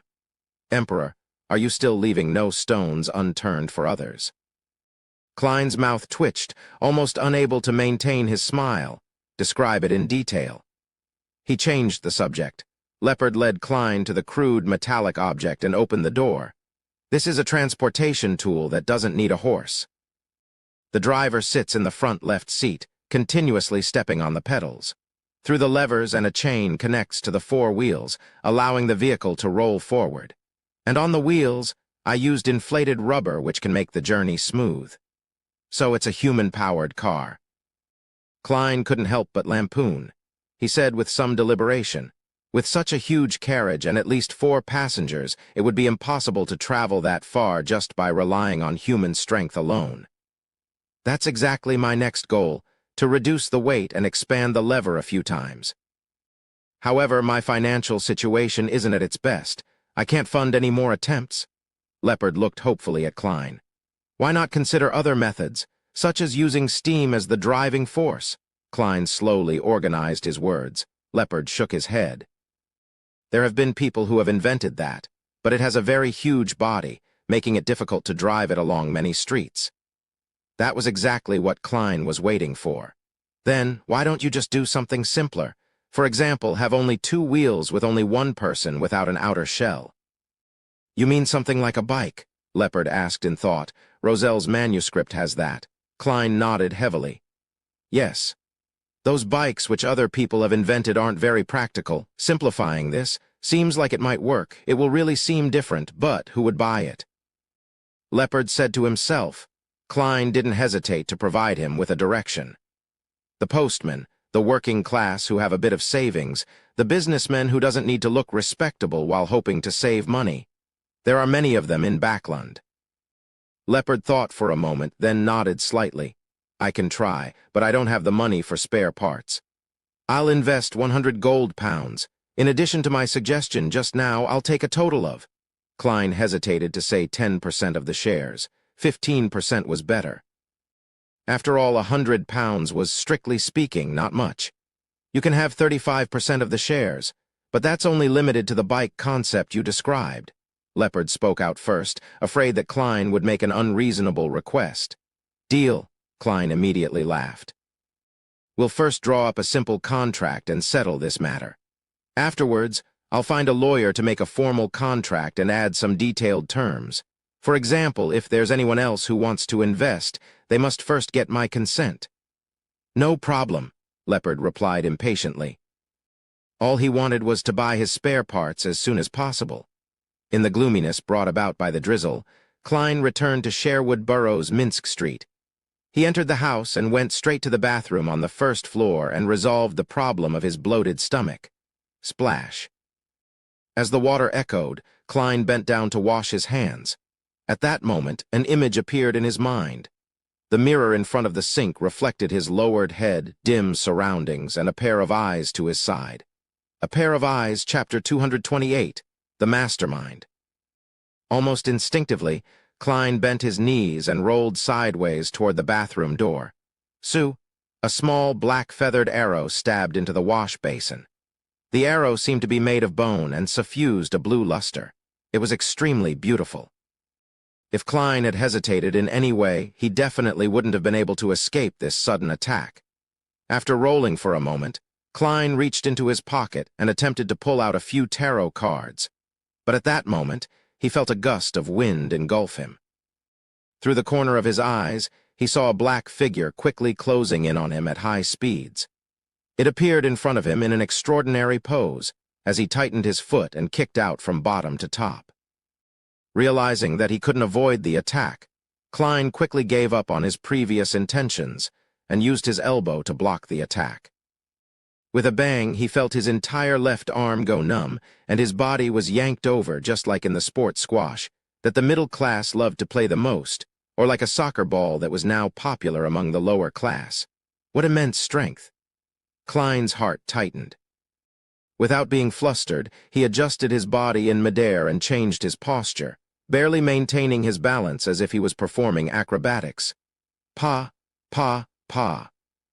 At this moment, a tree bark-colored blowpipe had just landed on the floor of the bathroom and bounced behind the door at a declining speed. Just as Klein was about to stretch out his body to firmly stand and face the follow-up attack, a scene suddenly flashed in his mind. The speed of the enemy in black far exceeded his expectations, arriving even faster than he had expected. He lowered his body and swung his arm, striking him in the chest. In the blink of an eye, Klein's body bent over, spinning half a circle more, like a small ball that kept falling and kept being thrown around. Pow! He stretched out his hand and pressed it to the ground, opening his legs like scissors while keeping his head low. It made black-clothed man's fist miss as it tore through empty space. The fist that was originally aimed at his chest could only hit his legs after Klein turned his body, but his legs were opened wide. Pushing up, his legs closed in together, allowing Klein to leap nimbly to the side as he finally managed to stand up straight. Pow! Before he had the chance to observe his enemy, the black figure had already arrived in front of him, bringing with it a strong gust of wind. What a fast reaction. Klein quickly lifted his arms up in front of him to block. With a dull thud, he felt as if he had collided with a black bear. Failing to withstand the immense force, he could only stagger backward, his arms almost turning numb in the process. At the same time, Klein finally recognized his attacker. He had dark skin, a lean and hardy build with recessed eye sockets. He was none other than the executioner of the Z-Manger gang, Muassault, the person who had come to see Detective Moriarty in the morning. Pa, pa, pa. With a fierce glint in his eyes, Muassault closely pursued after him as he flung both of his arms, delivering left hooks or right punches in a barrage of attacks at Klein. The gap between Klein's strength and that of his opponent was obvious. He was unable to face him head-on, and he had to rely on his agility and premonitory senses to barely avoid the combo of punches. No, I have to make full use of my advantages. With a similar thought, Klein stopped engaging in melee combat. He lowered his body and rolled to the side. Crack. A chair was torn apart by Muassault's kick. Klein supported his body with one hand as he exerted strength in his waist and continued rolling in a bid to seek a chance to use his tarot cards and self-made charms. Tap, tap, tap. Muassault caught up quickly and kicked out his legs, one after another, that was in no way slower than his opponent. He was like a giant bear with the gift of agility and had zero weaknesses. He made it so that the rolling Klein was only capable of focusing on dodging and defending, without giving him the chance to draw his cards or use his charms. Catcha! Bam! Bam! A chair was broken, the table overturned, the coat rack toppled, and Klein had circled most of the way around, but his situation was turning dire. I can't go on like this. He kept dodging, rolling and tumbling, seeking every opportunity to turn the situation around. Suddenly, an idea came to him when he spotted the coffee table in the living room through the corner of his eyes. Bam!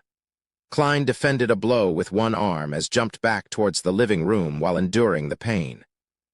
At this moment, Muassault's leg muscles bulged suddenly like they were inflated with air. Boom! He stepped on the ground so hard that it seemed to shake, and he jumped up and shot at Klein like a bullet, with one of his legs aimed at him. Klein barely managed to hold on for a moment before being sent flying again, crashing through the coffee table with a clang, sending the ceramic tea set flying towards the cupboard, scattering the round fountain pens, the contract template, and the various newspapers on the floor.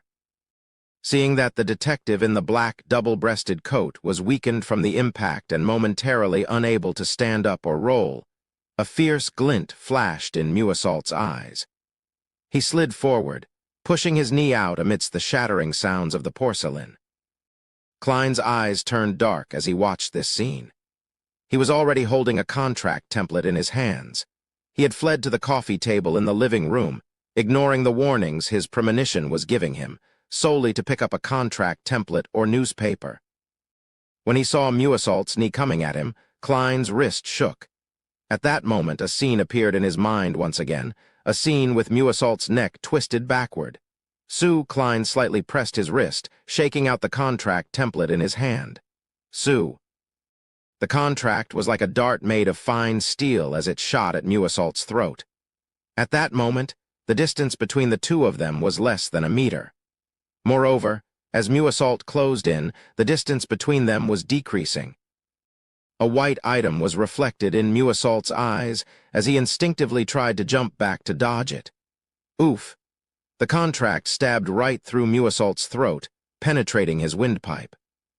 Blood with patches of bubbling blood gushed out as Muesault fell in front of Klein, his knees heavily hitting the ground. Huff! Huff! Huff! He pulled out the bloodied contract template and clutched his throat. However, he was unable to stop the blood from flowing out of his wound, and his eyes gradually became unfocused. In the end, his body twitched a few times, and he stopped moving. Klein took a moment to recover before he had the strength to turn around and stand up. He had a few tarot cards between his fingers, on guard against possible counterattacks and other enemies. After activating his spirit vision and confirming that his assailant was dead, Klein looked around and didn't see any other auras. Only then did he relax a little. He noticed that 2 of the chairs were broken, the coffee table was smashed up in several spots, and porcelain was strewn all over the floor. The entire living room, dining room, and foyer were in a mess. Lowering his head, he saw that the sleeves of his suit had been damaged and that the outer layer of the cloth had been stained with a great deal of dust. Suddenly, Klein said softly in a self-deprecating manner, "There's no way to claim reimbursement for this." Ha ha, ha ha ha, ha ha ha. He laughed as if he had encountered something that could amuse him for the rest of his life. He laughed so hard that his body bent forward and backward, to the point where only his laughter reverberated in the entire house. A few seconds later, Klein stopped smiling and walked to the corpse with a heavy expression. He wanted to make the dead speak. Being familiar with the mediumship ritual and answering his own prayers, Klein took a whiff of the refreshing fragrance and used the technique of dream divination to whisper, the mastermind who sent Muesault on this mission. Soon, his eyes turned black as he entered a dream and saw a gray blur. Suddenly, the gray and blurry world and lit figures changed, forming numerous scenes and images before him. In front of Muesault was a middle-aged man without a hat. His white shirt had a complicated, layered, petal-shaped collar and cuffs, which made him look very magnificent. Matched with a tight black vest and skinny trousers, he looked gaudy and exaggerated. This middle-aged man had brown hair and blue eyes, a thin face with a stubble. He was a very good-looking gentleman. He looked at Muesault and said in a deep voice, "No matter what you do, make sure you find Ian right alive. If he's dead, bring him to me within an hour, preferably within 15 minutes. Yes, Mr. Ambassador." Muesault didn't hide his unruliness, but still kept his head lowered. The scene shattered, and Klein frowned. "Mr. Ambassador, this matter actually involves other countries. Judging by the style of the shirt, the ambassador is most likely the ambassador of the Ainz Republic to Backland. Ian is only a teenage boy. That gentleman is able to channel spirits, or at least he has someone around him who can do so." Klein thought for a moment, then constructed another sentence for the dream divination. The reason for finding Ian right. In the grayish, blurry dream, Klein once again saw the middle-aged gentleman from before. He stared at Muesault and said in a low voice, "You don't need to know why, just heed my instructions. I gave you the potion and money to become the person in power behind the Z-Manger gang. Not for you to raise questions, but for you to do things. Yes. You only need to know that Ian Wright might be involved in an item of great importance. As the scene faded away, Klein once again exited the dream. An item of great importance? I really can't tell, Ian. What could it be? Potion. So Muassault is actually a Beyonder. It's no wonder that his combat skills were so powerful and terrifying. He should be a Beyonder adept in this field. As these thoughts crossed his mind, Klein felt exhausted. It seemed that responding to his own request had consumed too much of his spirituality. If he wanted to have his mediumship standards restored to what it was previously, he estimated that it would only happen when he was a Sequence 7. After ending the ritual and dispelling the wall of spirituality, Klein looked at Muassault's corpse and carefully observed it for a long time. Finally, he saw specks of spiritual radiance converging at the wound on his opponent's throat, slowly congealing into a piece. Carefully grabbing it, Klein pulled out a dark red object that looked like jelly from Earth. Is this the Beyonder characteristic left behind by Muassault? I wonder what kind of sequence potion it is. That's easy to determine. I'll get the answer by doing a divination above the gray fog. Theoretically speaking, the Beyonder characteristic of low-sequence Beyonders will be able to imbue a person with the corresponding powers, even without the supplementary ingredients. However, one can easily lose control and go insane on the spot after consuming it. Nearly all the supplementary ingredients for low-sequence potions lack spirituality. Klein's thoughts ran wild before he finally forced himself to focus. A corpse was now in front of him. It gave him a headache thinking about what he should do next. Chapter 229, Lesser of Two Evils. Muassault's body lay there, his eyes wide open, as if he still had a murderous look in them. The wound that had severed half his throat was originally thin, but with the condensation of the Beyonder characteristic, it had expanded by quite a bit and became much more mangled. At the same time, the phenomenon of incontinence after death made his lower body reek of a stench. Klein held onto the crimson jelly-like object, feeling troubled about what he should do next. He had three general choices. The first was to clean up the scene, deal with his wounds, and to report it to the police in the name of legitimate self-defense. The second was to wait deep into night, throw the corpse into some sewer, and pretend that nothing had happened. The third was to immediately give up his current identity, flee to another borough, and change his name again. The problem with the first option was that Klein was still an illegal resident with skeletons in his closet. Reporting it to the police could easily lead to discovering a problem with his identity. As for the second option, other than being constantly worried that the corpse would be found, and that the police would come knocking on his door, there was another hidden danger. When the ambassador behind Muassault confirms the disappearance or death of his subordinate, he would definitely send someone else to 15 Minsk Street again. When that happens, Klein would be facing perhaps a Sequence 7 and / or Sequence 6 enemy. He was facing a faction that might very well be a country, a powerful country. The third option seemed to be the wisest and safest option that allowed him to avoid all the risks.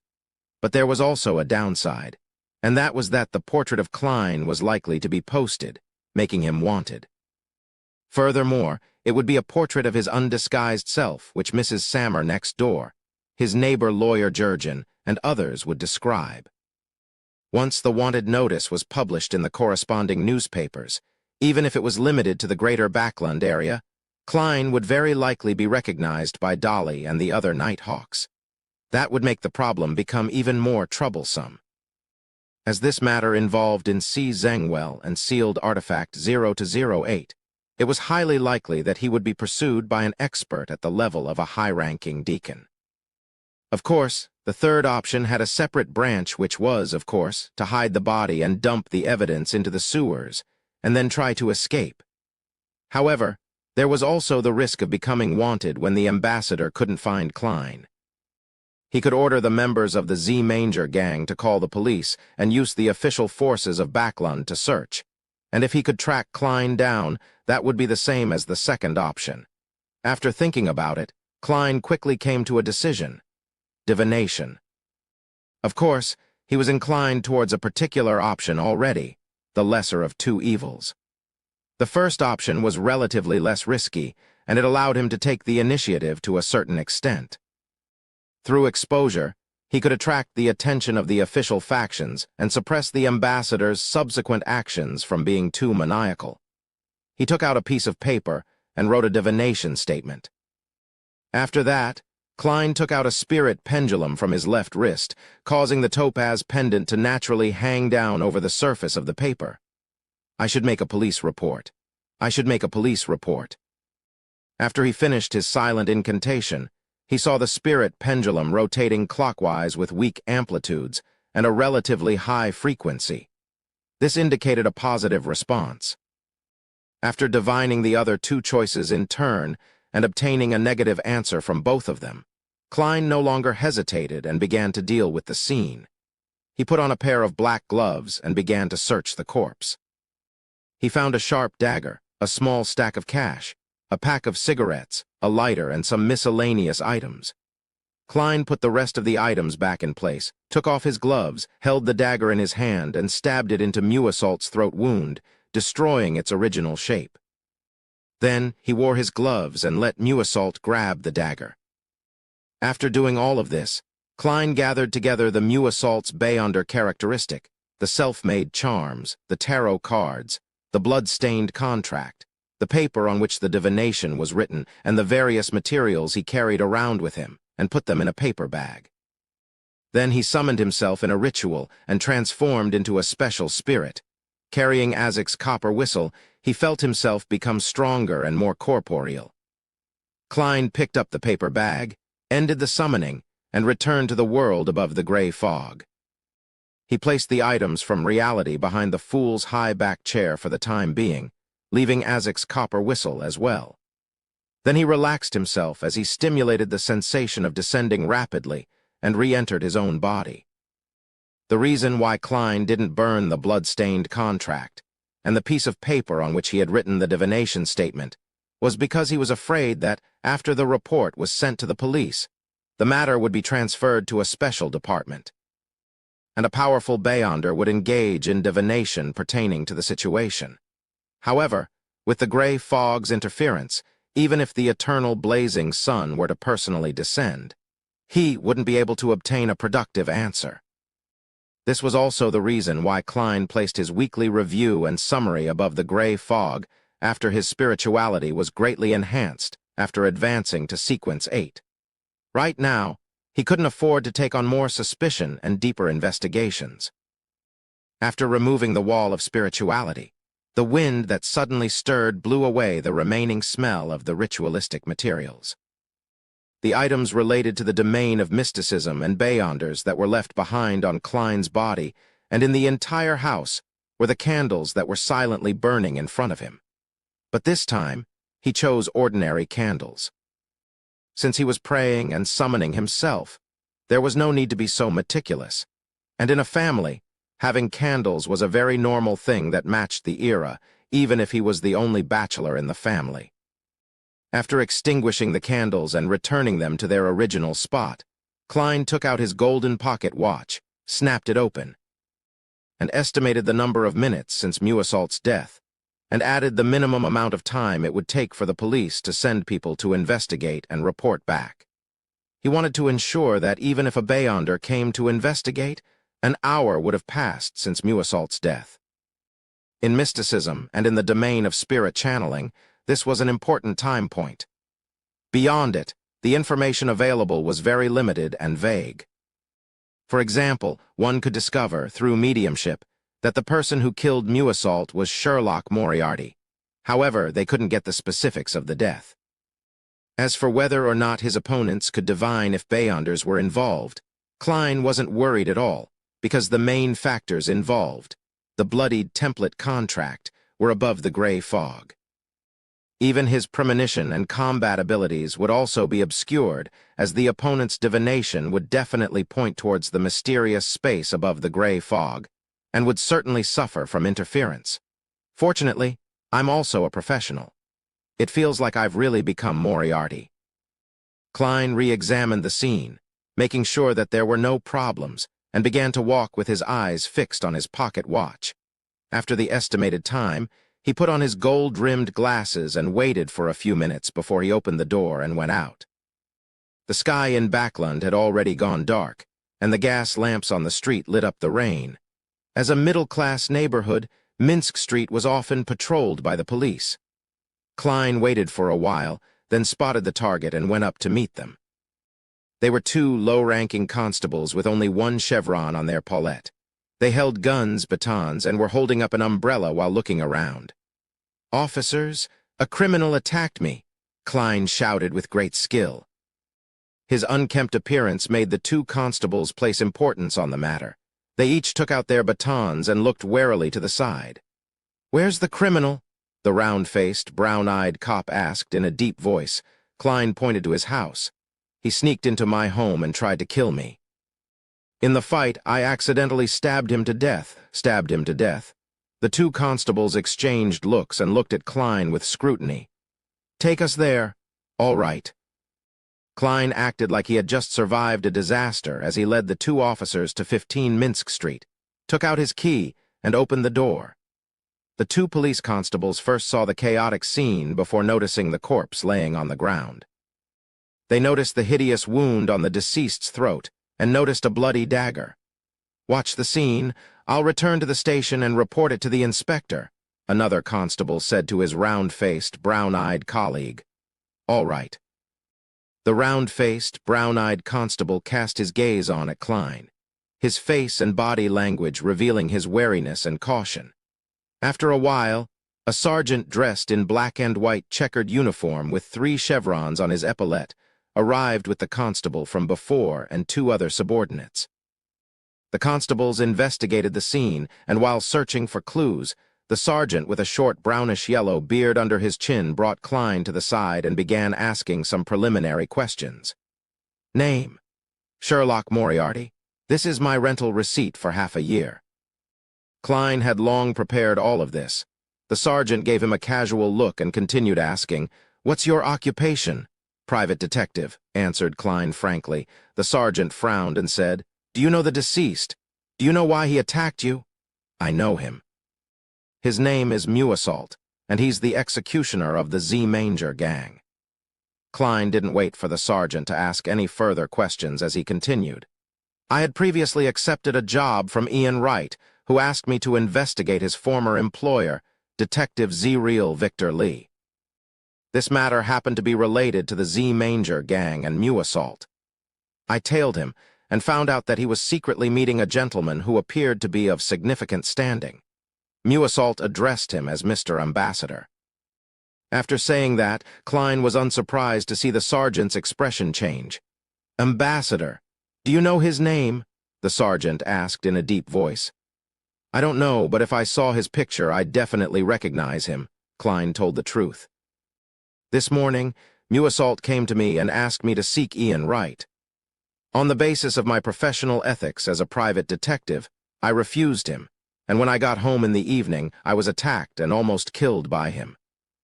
Thankfully, I'm still quite skilled at combat and was sufficiently quick to react." The sergeant thought for a moment and asked for details of the fight. Klein recounted the fight from beginning to end nearly in its entirety, changing his premonition to a reaction, then changing the contract template he had thrown in the fight into a dagger that Muassault had dropped. "Yeah. Follow us back to the police station and wait for the autopsy results, the results of the on-site investigation, and inquiries from the relevant parties involved." The sergeant's thoughts wasn't on the case anymore, clearly acting rather perfunctory. Right now, he only had one thought in his mind. This was an important case involving foreign ambassadors. He had to report it immediately. In his daze, he suddenly thought of a question and quickly added, "What's your faith?" "God of steam and machinery," Klein replied without hesitation. The Backland headquarters of the Church of Storms was in the Sherwood borough, so cases involving Beyonders were often referred to them, with one exception. The people involved were not believers of the Lord of Storms. In order to not encounter the Nighthawks, Klein had no choice but to let the goddess down. Chapter 230, Interrogation, Empress Borough. In an unremarkable house, Zio and Fours took a seat at random and examined the writing on the blackboard. "Like always, mister." I was sitting quietly, alone on the sofa at the front in his hooded robe, looking down at the crowd from a high vantage point. Sequence 8 Sheriff Potion Formula. 450 pounds. Zio silently read the familiar content as she inwardly let out a sigh of relief. The situation she feared the most was the lack of a seller when she had finally amassed the money with great difficulty. I received 400 pounds from the split, plus my original savings of 150 pounds. That's enough. However, I definitely need a huge sum of money for the main ingredient. All right, maybe I can change circles and see if there are any Beyonders who are interested in this formula. Zio suddenly felt invigorated, and she realized that she had found a way to make a fortune. Frankly speaking, there was no way she would leak the formula if she wasn't in desperate need for money to buy the materials to concoct the potion. On the one hand, most people always hoped that there were fewer Beyonders in their own sequences, and on the other hand, the price of the corresponding ingredients would be raised significantly if there were many competitors who bid up the prices of the ingredients. It was the same with the subsequent potions. After some serious thought, Zio slowly became nervous again because it was normal for a recipe to be placed on sale for a long time without being sold. Moreover, the arbiter pathway belonged to the royal family and the military. All aspects were strictly controlled, and the leaked ones came from a small number of destitute nobles. There were hardly any complete formulas for the low to mid sequences. Often, only one or two of them were complete and compounded with the knowledge that the main ingredients were controlled and difficult to obtain. Beyonders who chose this sequence were rather rare. Zio had been in some mysticism circles in Backland for a long period of time, but she hadn't found an arbiter apart from herself. On the one hand, the others might have concealed it well, but on the other hand, that might also explain the problems faced in this sequence pathway. Few, but compared to Fours, I'm lucky enough. She hasn't encountered any of the subsequent recipes for Apprentice all this time. Zio saw Mr. A's attendant approaching and wrote a note saying that she was purchasing the sheriff's recipe. Before long, she was led to the study on the first floor. Before entering, she took a hooded robe from the attendant and covered herself with it. The seller in the study was dressed in the same way, so they couldn't see each other's faces clearly. This is the formula to the sheriff potion. Where's my money? The seller asked with a hoarse voice as he pressed a piece of paper on the desk. Zio pulled out the cash that she had long counted numerous times and pushed it to the seller. After checking the authenticity of the notes and the total sum, the seller finally released the potion formula he held. Zio immediately took one step forward and grabbed the note. Her eyes swept straight to the main ingredients as they were of great importance. A pair of terror demon worm's eyes, silver war bear's right palm. Beyonder items I know of, but I've never seen them being sold. Zio sighed and walked out of the study and took off her robe. Back in the living room, she sat beside Fours. Having fulfilled her wish, she slowly began to worry about the unknown honorary name and the evil spirit that might be haunting her. 10, no, 20. No, 30 to request for someone skilled in exorcism to do a purification ritual for me. Zio made up her mind, and after exchanging a few whispered words with Fours, she beckoned for Mr. A's attendant. After the end of the free communication break, she saw her request appear as an additional entry on the blackboard. Suspected haunting of evil spirits, requesting the help of friends who specialize in exorcism. 30 pounds. After a while, Mr. A's attendant came to the two of them and quietly invited them to the living room on the first floor. There was a man wearing a white mask inside. He looked at the two people who were wearing loose robes that concealed their genders and chuckled. Let me introduce myself first, so that you won't doubt my ability. No, we trust Mr. A, Zio, with her hood over her face, said before Fours could open her mouth.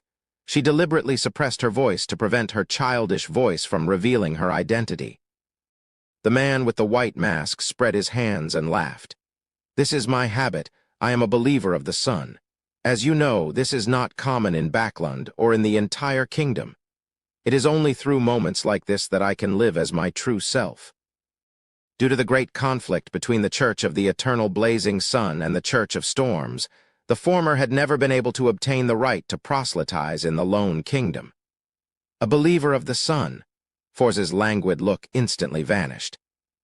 This is the first time I'm seeing a living believer of the sun. It's not like I can meet diplomats of higher standing. Then, should I feel honored? The man in the white mask spread his arms wide and held them up in a gesture of praise for the sun. Instead of answering his question, Forz smiled and said, "In terms of exorcism and purification, the attendant of the sun is a professional. Our hearts are at rest, so we can begin." The man who claimed to be a believer of the sun didn't drone on. He took out a badge with the symbol of the sun on it and placed it on the round table in the center. Then, he used a dualistic ritual method to light up 2 candles. After finishing the preparatory steps one step at a time, he chanted with a loud and abnormally pious tone. "The sun that is eternal, you are an inextinguishable light. You are the embodiment of order. I pray to you. Please bestow me with your cleansing glow. Please repel the evil spirits in this body." Amid the echoing Hermes incantation, Zio and Forz saw bright light burst out from the sun's emblem, bursting in a pure and warm manner. It was endless, like the tide, as the light surged towards the 2 of them, engulfing them simultaneously. Nearly a minute later, everything was restored to normal. All Zio and Forz felt was warmth, finding the warmth very comfortable and relieving. It was like soaking in a hot spring or having gone sunbathing. Sherwood Borough. Rice Police Station. Klein was sitting on a low bench with a group of thieves and drunkards. It looked very disgraceful. Suddenly, he felt warmth on the back of his hand as the coldness of the Backland night was dispelled quite significantly. Lowering his head, Klein realized that the 4 black dots representing the mysterious space above the gray fog didn't appear. Who's being so kind? To know that I was feeling a little cold just now. He mumbled half-jokingly and half-curious. As a former inspector, he looked at the thief on the left who was handcuffed to the pipe, then at the drunkard on the right who could vomit at any moment but kept yelling about hitting people. He sighed at his present predicament and wasn't sure when he would be free from this.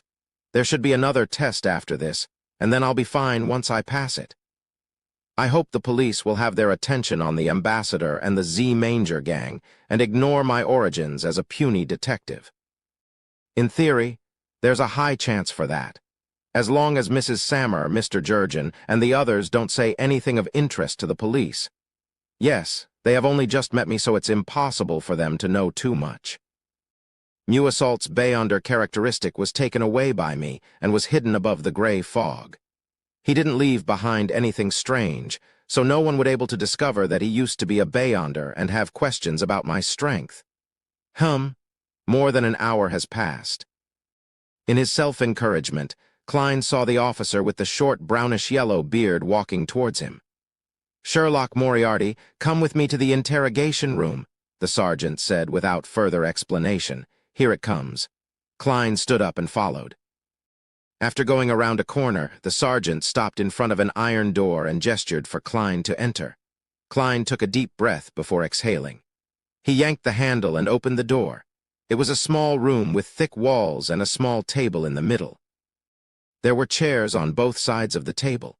Under the elegant gas lamp's illumination, Klein identified the interrogator as a man who wore a black shirt, a rather uncommon sight. He didn't wear a vest, but wore a black coat that wasn't part of the usual formal attire. He had thin eyebrows and cold blue eyes. His face was cut, looking rigid while lacking any gentleness. The man pointed the chair opposite him and said in a deep voice, "I ask, you answer." Before he finished his sentence, Klein felt an unimaginable suppressive force on him.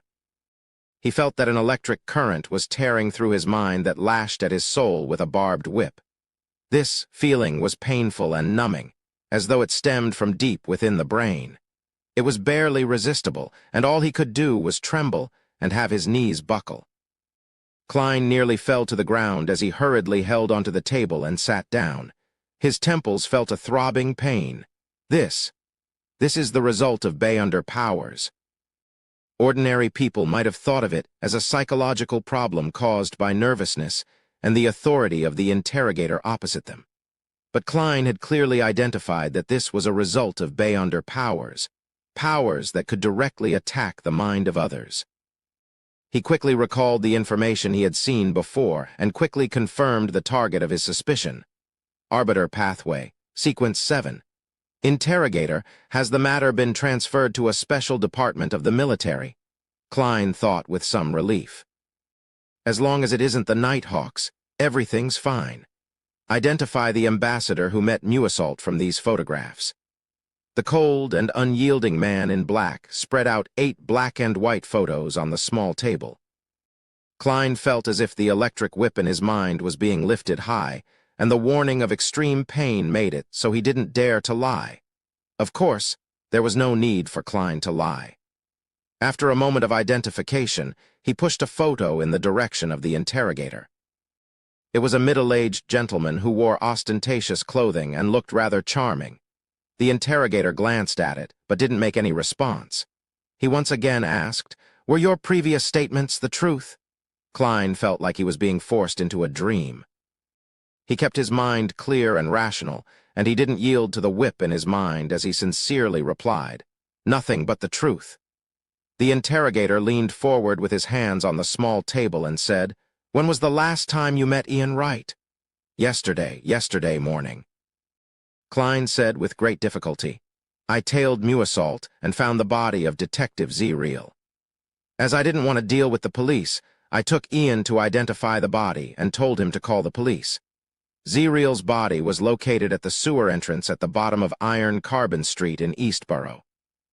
After a brief silence, the interrogator finally nodded his head. Klein immediately felt the enormous pressure disappear along with the whip in his mind. "You may leave now," he said without a trace of emotion in his voice. Klein stood up and opened the door, not masking the frailty in his gait. He found it more tiring than fighting Muassault.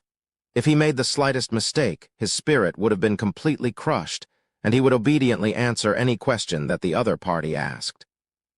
No, if it wasn't for the fact that my spirit is special, and how it's been subjected to the test of raving and screaming for a long period of time, allowing me to maintain my calm and rationality under certain circumstances, I would have most likely had a mental breakdown just now." Klein walked back down the corridor, his back feeling cold.